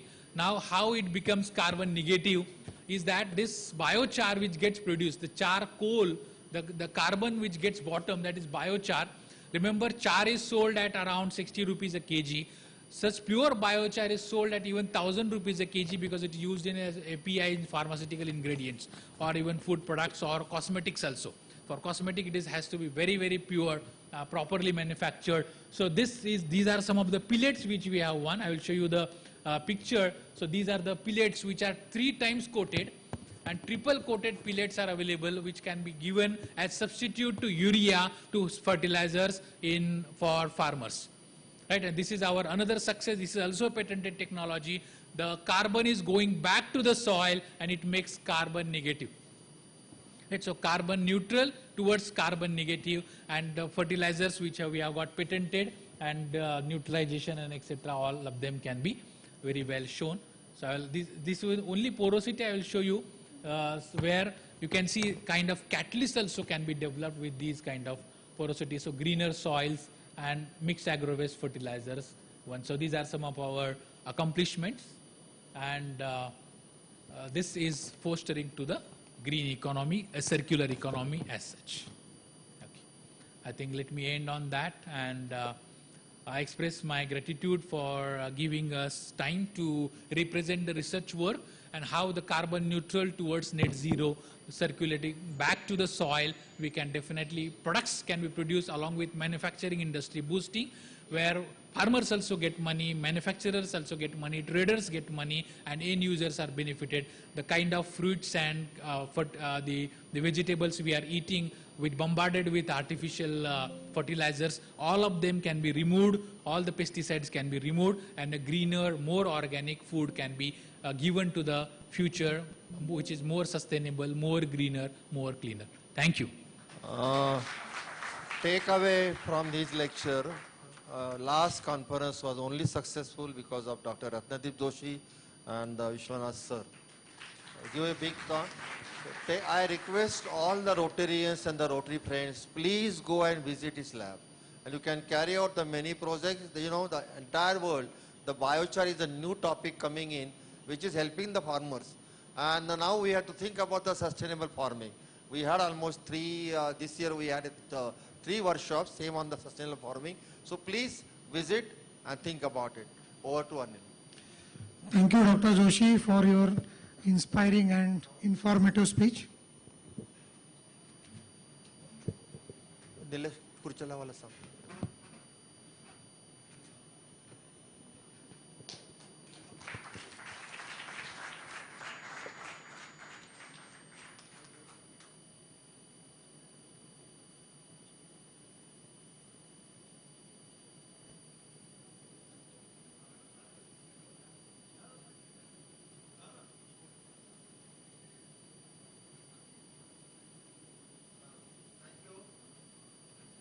Now we will switch over to, thank you sir. तुम्हाला खरं तर एक तास द्यायला पाहिजे, एवढं काम आहे तुमचं वाढवलं. हां, अरे खुर्च्या लो प्लीज. एक खुर्ची घे त्यावर. Thank you. We are now having a panel discussion which will be closer to your heart. This is Purva is here.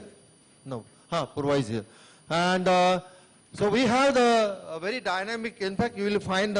I believe my firm faith because my environmental engineer taught by my mother. So I know the environment can be served by the mother. So there are 5 ladies in the panel discussion. So I request one by one, Purva Keskar, please come.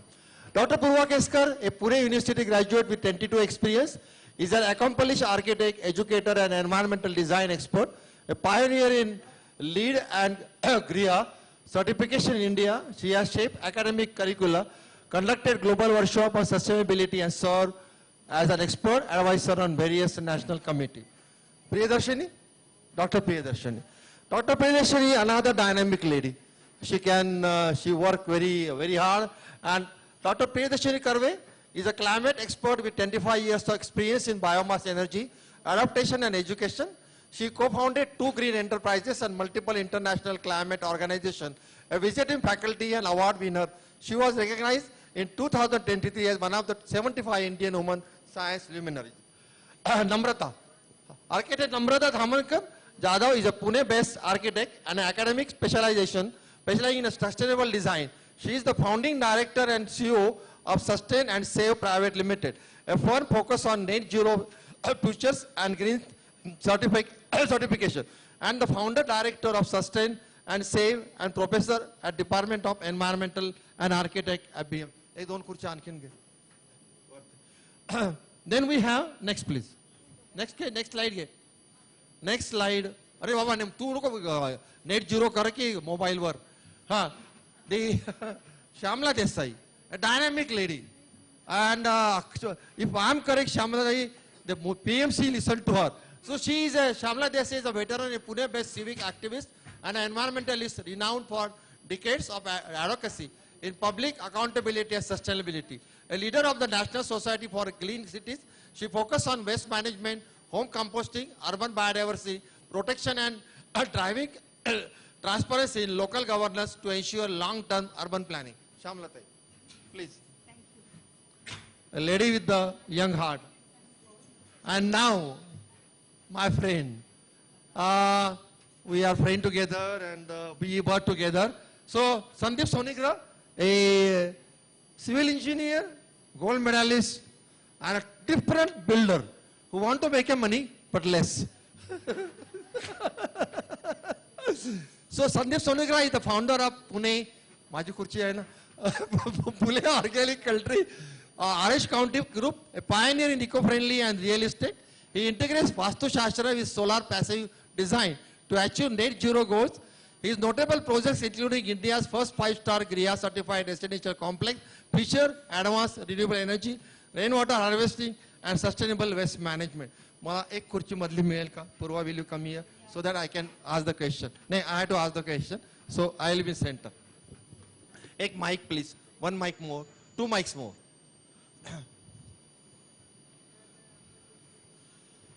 So I am what you call moderator for this session, and I have a question paper with me. And Purva is education. So you give a mark to me whether I am a good moderator or not. Anyhow, so let's begin with the Purva. Purva, my question is, how can we balance the higher initial capital expenditure of net zero building materials with long-term operational savings?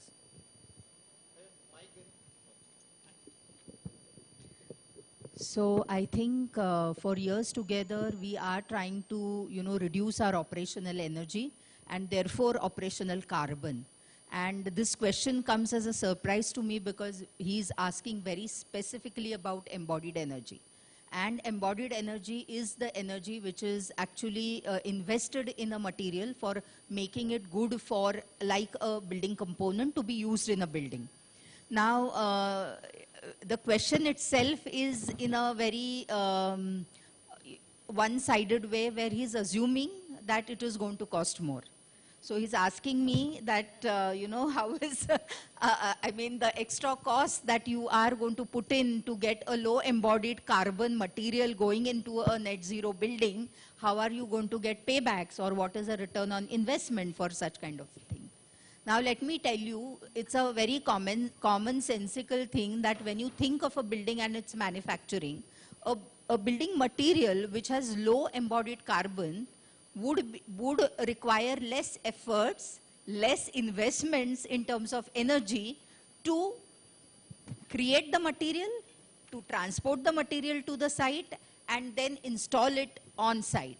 So typically a low embodied material means a material which has necessarily less energy and therefore less cost as well. So let me give you an example. Nowadays, earlier when we were talking of in Pune or wherever in urban areas, you will find a lot of cement being used for construction. And concrete is one of a material without which we can't really think of building. And today when Pune is rising so high, you know, people are coming out with concrete walls like Maivan technology or Aluform technology, where the walls are poured concrete. So earlier there was a possibility of mixing a waste of some other you know, industry into the concrete mix, which was fly ash. Today there is also another material which is gaining traction, and that material is GGBS, which is ground granulated blast slag. Now earlier when fly ash was being mixed in material, it could be mixed to a percentage of somewhere around 25 to 35%, because the more fly ash you mix, there was a possibility that the setting time of the concrete increased. However, at the end of the complete process, you would get a stronger concrete having more compressive strength. Now with GGPS, there is a possibility that you can replace 50%. So 50% of the cement can be replaced by GGBS, and GGBS generally comes at no cost except transportation cost. So the answer is generally, if you want to choose a low embodied carbon material, the initial cost itself is low. Thank you, Manager Purva. I remember 40 years before, the fly ash was considered as an adulteration in the RCC. That was the concept. Anyhow, Sandeep Sonigra, question is, because you constructed the green building. My first question I have to Dr. Purva, because there is a myth that when you go for the net zero or green, the cost goes up. How is your response to the buyer for green building?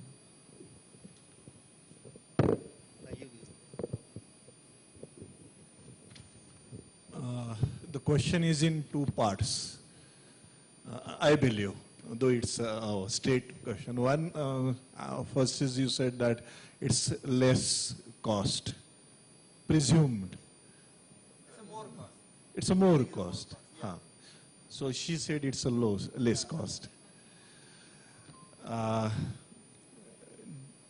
Constructing green building for more than now 20 years, and having actual work of more than 12 lakh square foot.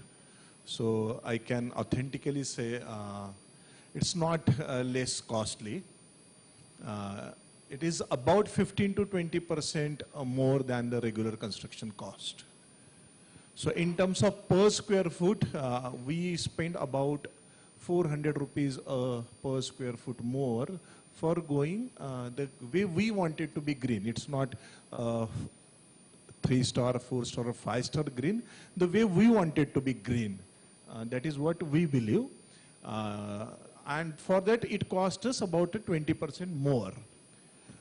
How it is sustainable? Because we have not left that path of sustainable construction by doing 1 or 2 buildings, but starting from a standalone building to now a township, which is in a first phase we are constructing almost 40 lakh square foot as a totally carbon neutral construction.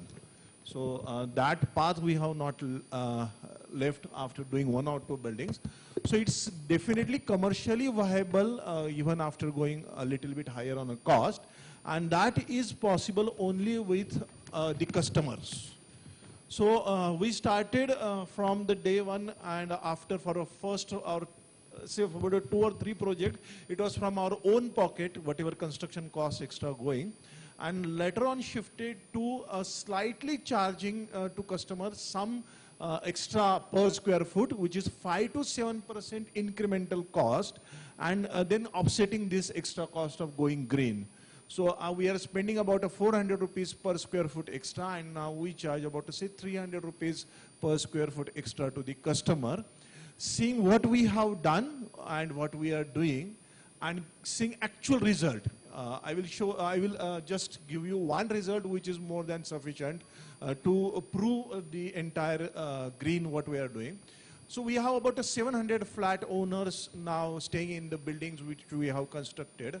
We have a data of all 700 flat owners monthly their electricity bill for last 10 years, and which we publish every year in month of January.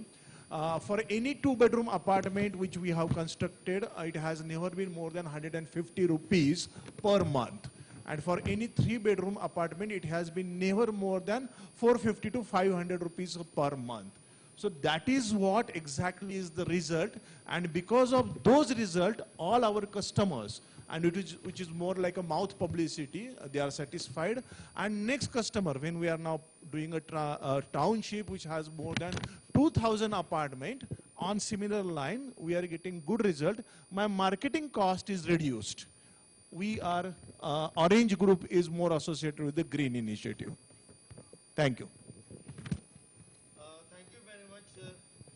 My small request, if we have an impactful and a short lecture, that will be better because we are cut short of time.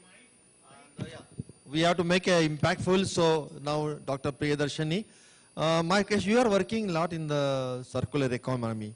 So my question is that how can industries transition from take, make, waste model to a circular economy that eliminates scope 3 emissions? Thanks for the question, and I think some of the answers would have come from what you were hearing from the speakers earlier. A lot of the industries being now, and I'm talking about mainly the small and medium industry, the clients are pressurizing. So you have to get on a track to reduce your carbon emissions. So that's one thing which started happening about 10, 15 years back, and it is growing now. And most of the industries, particularly those who are providing some services to Europe-based multinational companies, they started facing the heat much earlier because the European businesses started getting onto the track of declaring their public carbon emissions, declaring in the public their carbon emissions, and started asking for data from their service providers. But now it is happening across the board, and that cascade effect is pushing people. Also, as you get into circular economy, you also start saving money because your material utilization, energy utilization reduces, and money saved is money earned, especially for small businesses. So that is the second motivation. So these are the two things. The third thing which is coming and is already sort of 1 foot out of the door is policies. Government is also putting in place various incentives as well as requirements, which is the third motivation which is now pushing industries towards circular economy. Thank you very much. Now, Namrata, my question is, how can we integrate renewable energy, solar or wind, into heavy manufacturing processes that require 24/7 high intensity power? Let me clarify here. We have a Rotarians who are manufacturer, who are professional, and there's a gathering here. That's why specific questions are being asked. Please go ahead. Right. Yes, of course, when we are talking about renewable energy in a country like India, where especially solar is in abundance, and we just heard a speaker prior talking about we are already so way ahead in our renewable energy. But what we need to sort of focus on is not really renewable energy production, but it's more on how these industries can actually rely on these renewable sources, right? Because we are talking about not just generating it, but these heavy industries like we mentioned, be it cement, be it aviation, be it automobile, they require 24/7 operations, right? So we have to have the reliability that how do we capture this renewable energy and use it when it's required, right? After the sunsets, for example. So I think creating that reliability is what we need to focus on. So obviously, then that makes us turn to look at battery storages. Again, one of the most important aspects, that how do we actually look at battery storage as an option? How do we look at any other backup system? How do we actually look at off-peak demand and supply acceptability in these heavy industries? Can we look at certain offloading of certain, can we look at the production cycles? Can we actually sort of look at the entire supply chain and what is actually required during the off-peak and peak seasons? So I think looking at all these aspects and the reliability and the battery storage, I think is a key aspect for especially manufacturing industries. Thank you very much. Now, Shamla, tricky question. Okay. Question is, what policy?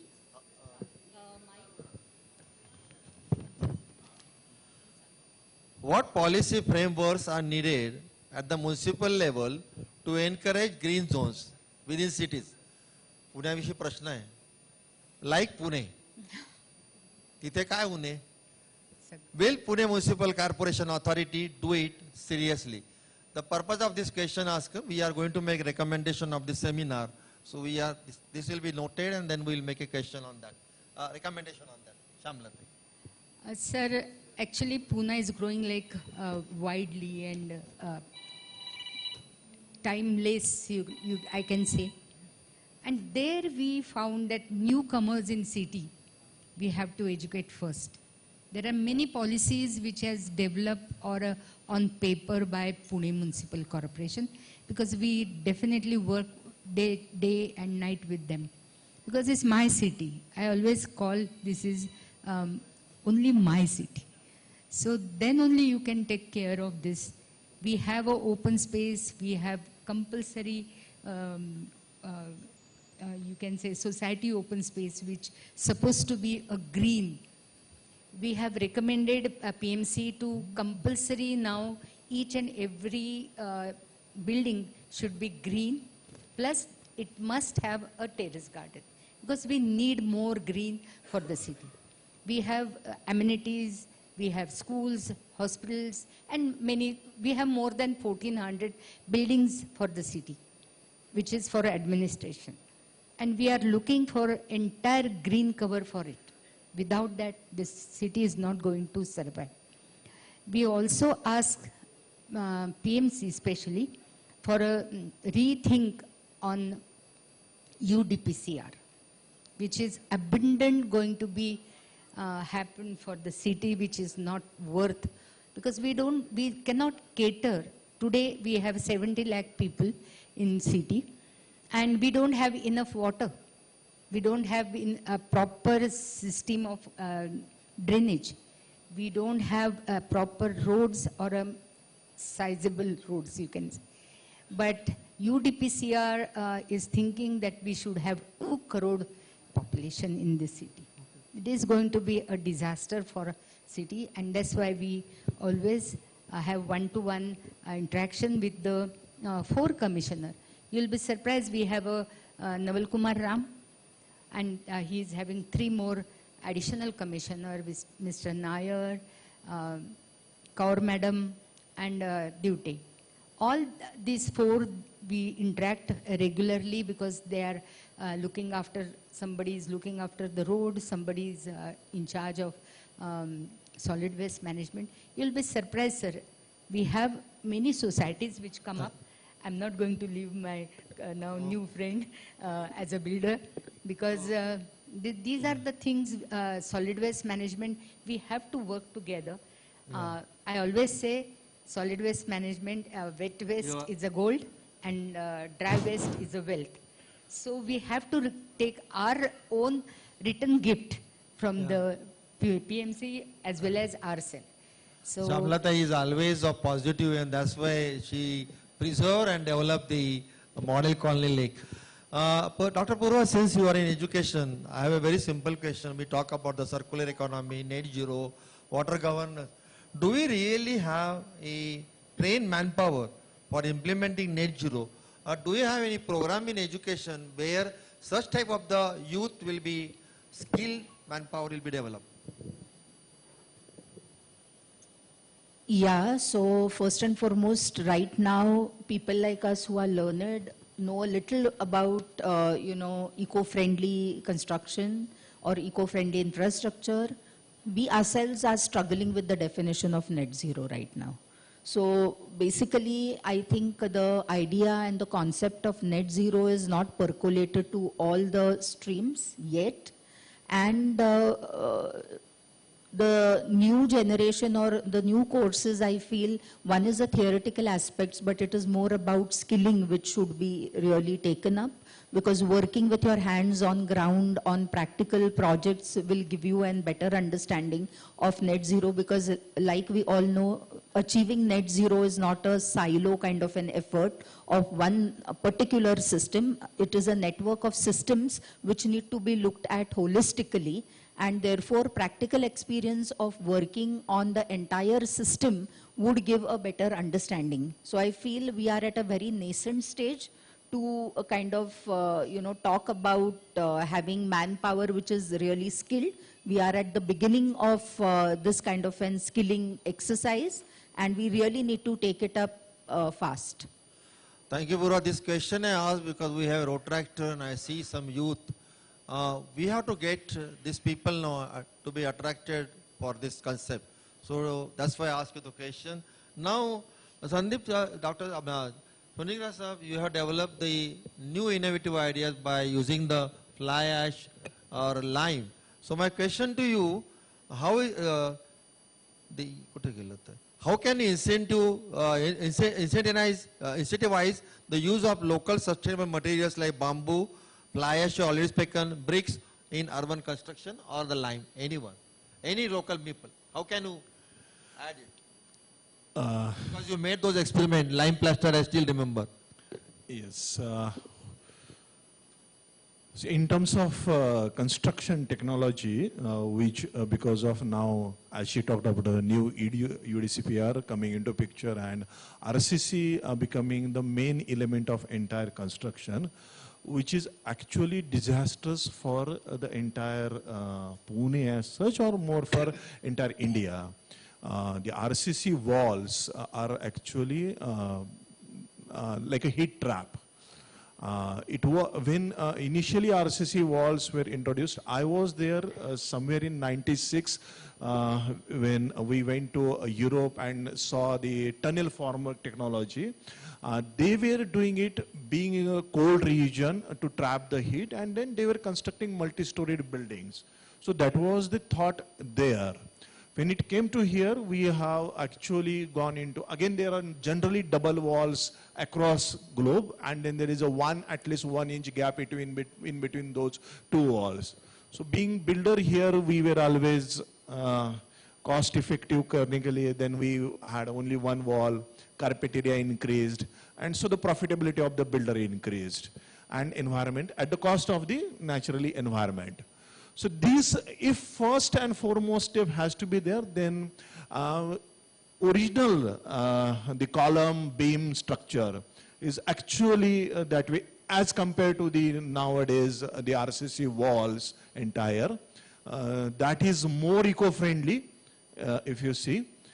In terms of bricks, again, there are lots of the bricks normally nowadays, which is manufactured bricks.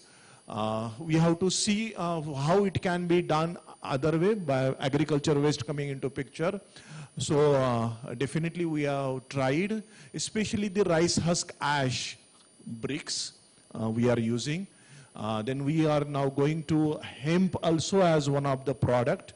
Uttarakhand state has a policy where hemp can be manufactured. So we have now, we are in a process of constructing one bungalow using the hemp. So this is actually good product for India as such. We should more use hemp bricks than the regular bricks. So if that is used, and the last point is the instead of a cement, what can be done? So for except RCC, we are using cement. Except RCC, everything is done in a lime. So lime bricks, lime mortar, lime plaster. Lime is a traditional material of India, We don't require industry-driven the cement which is done right now. So lime is that way eco-friendly because it is the only construction material which does the carbon sequestration. So which helps to the carbon sequestration as well as to the human being. We are getting about a 9 degrees temperature difference in a hot summer, which is right now problem for across the globe and more to the India specific, which nowadays we are anyway facing it. So lime is that way also helpful. So it is a local material, environment friendly, and also in the extreme heat scenarios, which is going to be a day by day, this is 9 degrees cooler. So with the lime, this can be achieved. Thank you, Sandeep. If anybody want to see the effect, you can visit the office of Sanvigra. Even in April, his office is cool. Apur, you want to say something? Actually, I would like to add here because I've seen the journey of Sandeep ji, and no one. I mean, he has done a lot of work, but there are no other developers who have really taken that track. And we keep on wondering why they have not. And when we start working with the developers, because we realize that they are not really convinced. They feel that there's not enough skilled labor who would be able to use these materials. You are even talking of bamboo and things like that. So that is one step further, But there was an idea in my mind, and I'm trying to rally people around this idea, and I thought this is a good platform. I felt that for every project, there are clubhouses, there are watchman cabins. These small little structures are places of opportunities. And they can be looked at by using a different material. So if every developer thinks that in his project, at least that small little structure could be used, could be built by using alternative material. It could be bamboo, it could be lime, it could be, hemp or hemp bricks and so on and so forth. I think the journey will start. Right now, everyone is really scared of this journey, and at least the first step could be taken up. But in Rotary, if there are any developers, we are ready to work with them on such small projects with alternative materials to create demo projects and convince the trust in such kind of materials. Thank you very much. So I appeal Rotarians, please join this mission to her. A few, 3-4 months before, I was in Rajasthan, and I talked with one of the Gawandi Mantuna. So I talked with him. So he said a very, English मध्ये transfer करता येत नाही मला, I'm sorry to listening to the out of India. He said, गवंडीचा तुम्ही मॅशन केला आणि सुताराचा carpenter केला, सगळी टेक्नॉलॉजी खड्ड्यात गेली. हे वाक्य त्याचं आहे, माझं नाही, मला ते ट्रान्सलेट करता आलं इंग्लिश मध्ये. Anyhow, so now मला आता मराठीत बोलायचा मोह झाला तरी थांबवतो मी. The very serious question, because there is no LPG gas available. So question 2, and Dr. Priyadarshini did a lot of the work on this. How one can replace cooking gas with bioenergy? Well, that's something which I have been trying to do for the last 20 years. Nobody was listening, and suddenly for the last 3 months I am getting inundated. So that's like, I told you so kind of a moment for me. There are a couple of things which we have to take into consideration here. That LPG crisis, as we are seeing now, many people believe that this is a temporary situation, it will get resolved. Unfortunately, that is not going to happen for 2 reasons. One is the geopolitics itself is too complicated. But secondly, if you look in terms of as a response to climate change, the entire world is moving away from fossil fuels.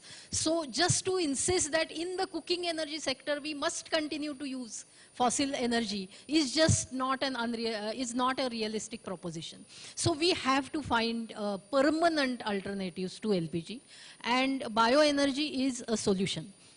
Firstly, we already have organic waste which can be converted into biogas, and that can be used in the kitchen. For individual households, even in apartment houses, it is possible.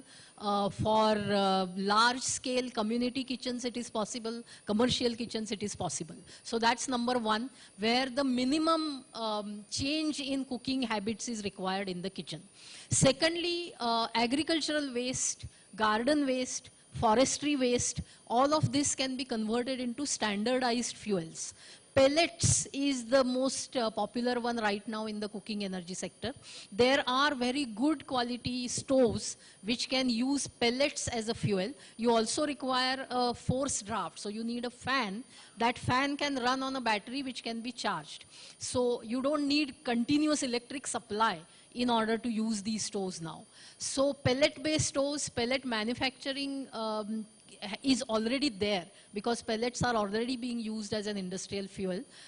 We just need to create new supply chains in order to get this into kitchens. We have already started doing that in Pune. The restaurant industry, we are trying to introduce pellet stoves there. There is a manufacturer who can supply, at least in Pune city, things are quite streamlined now. Apart from that, there are also possibilities of liquid biofuels, which people have been working on for a long time. The bottlenecks are really from policy side, because there is a fear for the government machinery that if we start allowing people to buy ethanol, they'll rather drink it than use it for cooking.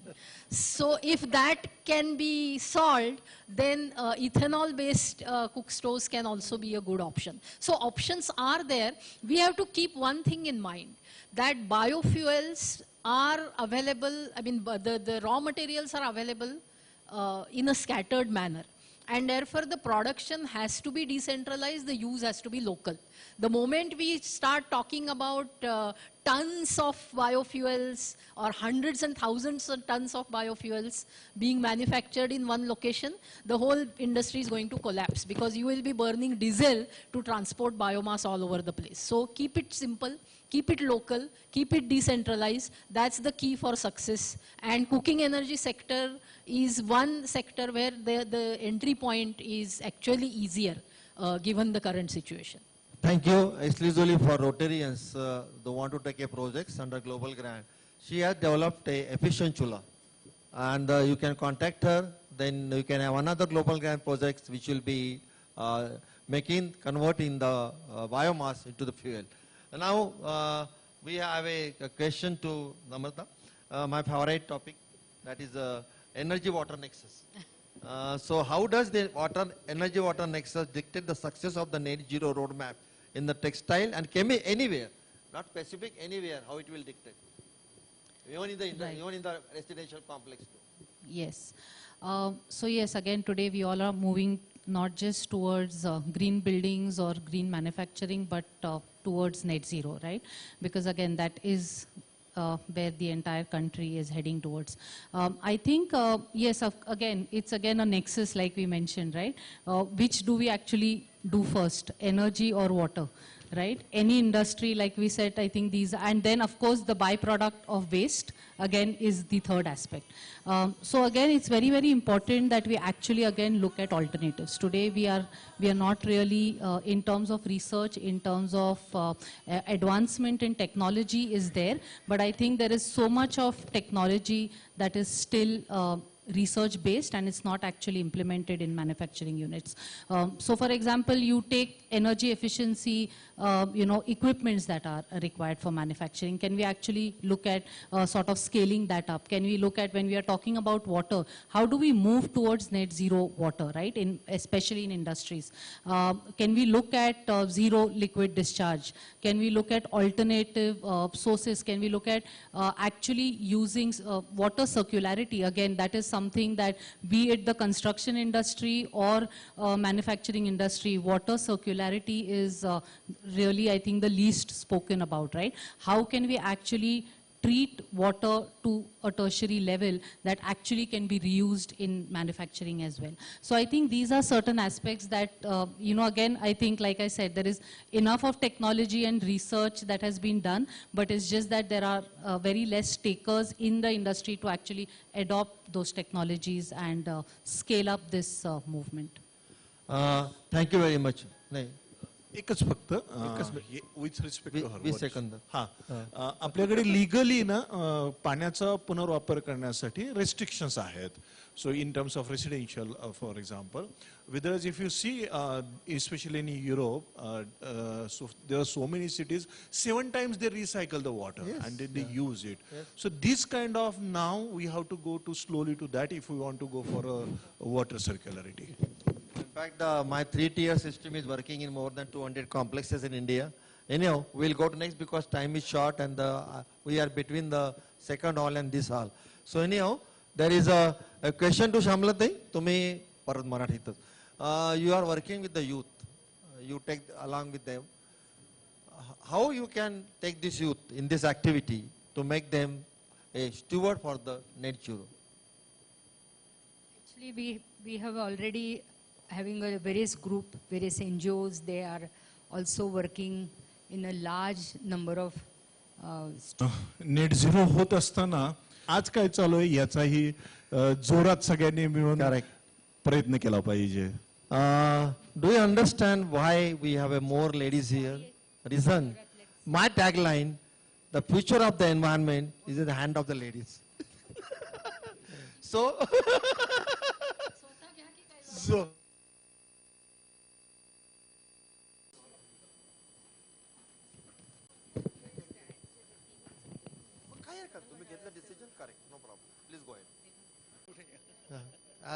as the instruction of my DG.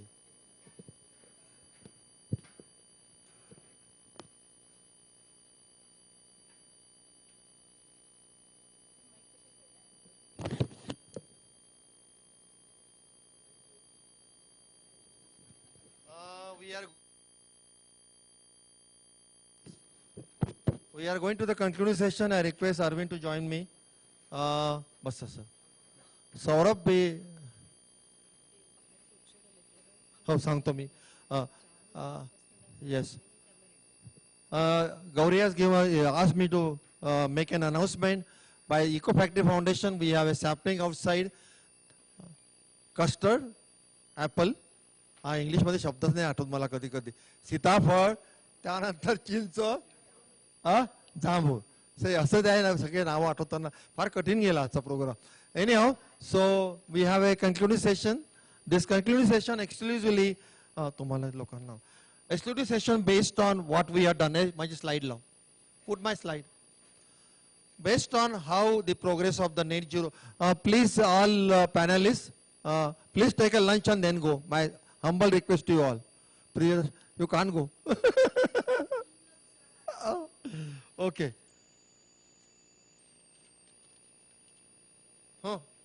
लावली का slide लाव. शेवटला कागद की शेवटला कागद. हो वेळ अजून त्याला. तुम्ही थांबा बरं बसा ना. ते कागद कुठे गेला मिशनचं. अरविंद शेवटला कागद कुठे आहे. सेशन 10 काढ. सेशन 10. माझी स्लाइड रावले. Put my slide. So let's begin with the mission. The net zero mission impact. We have Saurabh is supposed to come, but I just got a message from him. He's not feeling well, so I had to take charge of this entire program. Arvind, please sit down. Take the entire one. So let's see how we begin with. It was in association with since I am a regional coordinator for Asia and Oceanic country for Climate Solution Task Force. So we, Task Force and RID 3131, went ahead with the net zero mission. Next one. So how we begin? We have launched our net zero mission.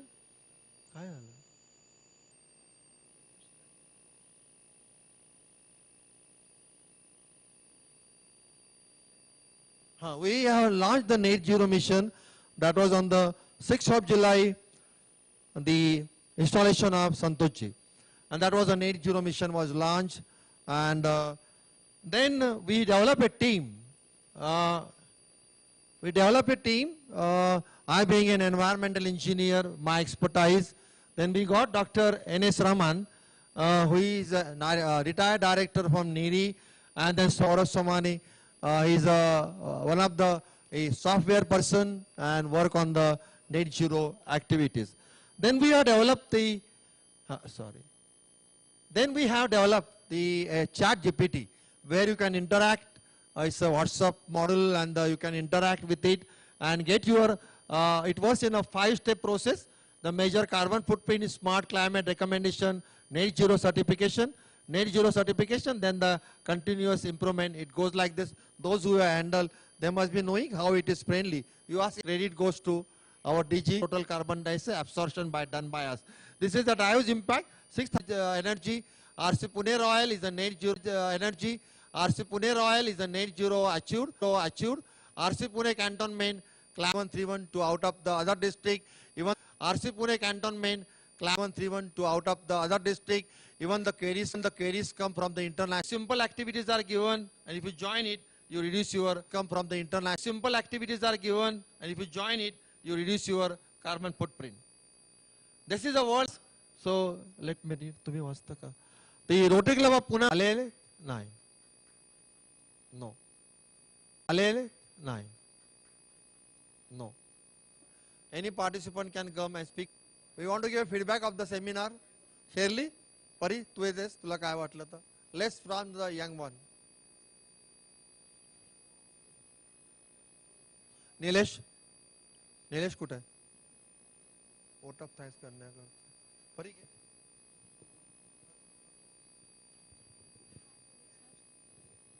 What is your feedback? Okay. About the seminar? Quickly, within 2 minutes. Hello. Yeah. Thank you so much for this opportunity to. Thank you so much for this opportunity to participate in this. It was really an eye-opening session. थोड़ा natural setting में arrange होगा so that थोड़ा natural setting में arrange होगा so that would be really fun. AC लावला है ना? Would be really fun. AC लावला है ना? कठीण आहे. काय गंमत आहे सगळी. थँक परी. असं राईट एसी लागलेलं आहे. पुढच्या वेळेला आपण झाडाखाली घेऊ. आंब्याच्या झाडाखाली. किंवा आमचं जे डेन्स फॉरेस्ट झालं की त्याच्या आतमध्ये घेऊ आपण. And really we are motivated that this is the call for action and we will surely contribute in any way. All the youth who have come here, you have motivated us. Thank you so much. Thank you. Vaibhav, Protractor Vaibhav. I am very happy that the youth is motivated. Hello everyone. That is the target. This is Rotractor Vaibhav Deshpande, Rotary District Professional Development Director. So, like, first of all, like, heartiest congratulations to Rotarian Sarab sir and our DG Santosh sir for organizing such a great net zero seminar. Previously, also we have like attended the circular economy conference, and I'm really very happy to see like 12 Rotractors, 12 of us participating for this net zero seminar. And indeed, this is a very great experience for us to get such a global exposure from all the experts of different avenues. We had a fair idea, but we were sitting and then we were also discussing like how we can implement the same within our at home and also in our offices as well. So, thanks a lot for giving us such a great opportunity. Thank you. My student Sanjay, tu yetos bolto. Sanjay is one of my students who has a bigger business than me. Thus, I feel proud of it.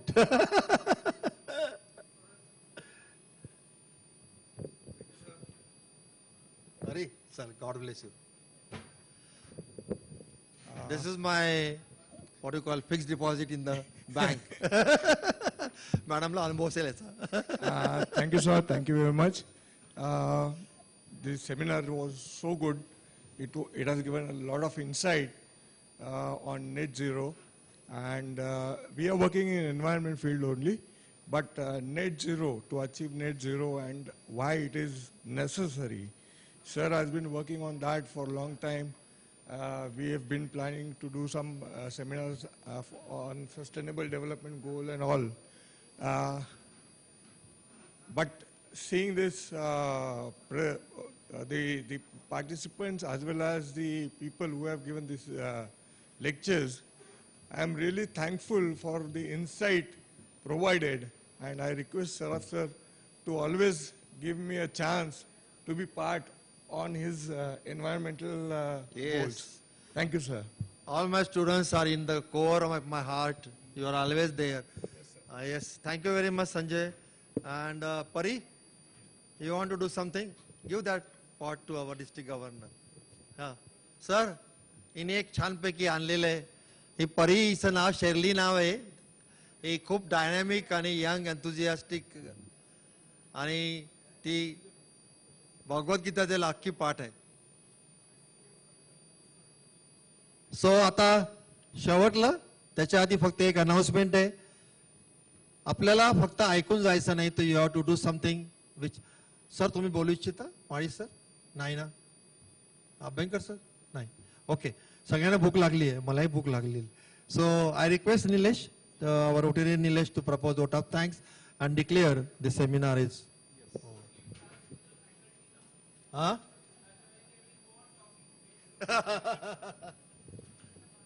So finally the vote of thanks came to me. So on behalf of the entire environment team, I thank you, our DG, Rotarian Santosh Marathe, First Lady Tanuja Marathe, to be present here and attended the complete program. I thank you all the eminent speakers, offline, online, they were present here, who has given a fabulous speech on all the relevant topics covering the net zero. I thank you all the audience who are present here and listened to the complete program for 4.5 hours. Thank you very much. The Herschel Hall, entire catering team and the administration team of the, and all the sounds team, thank you very much. And I request the entire audience to visit the lunch and take lunch. Thank you.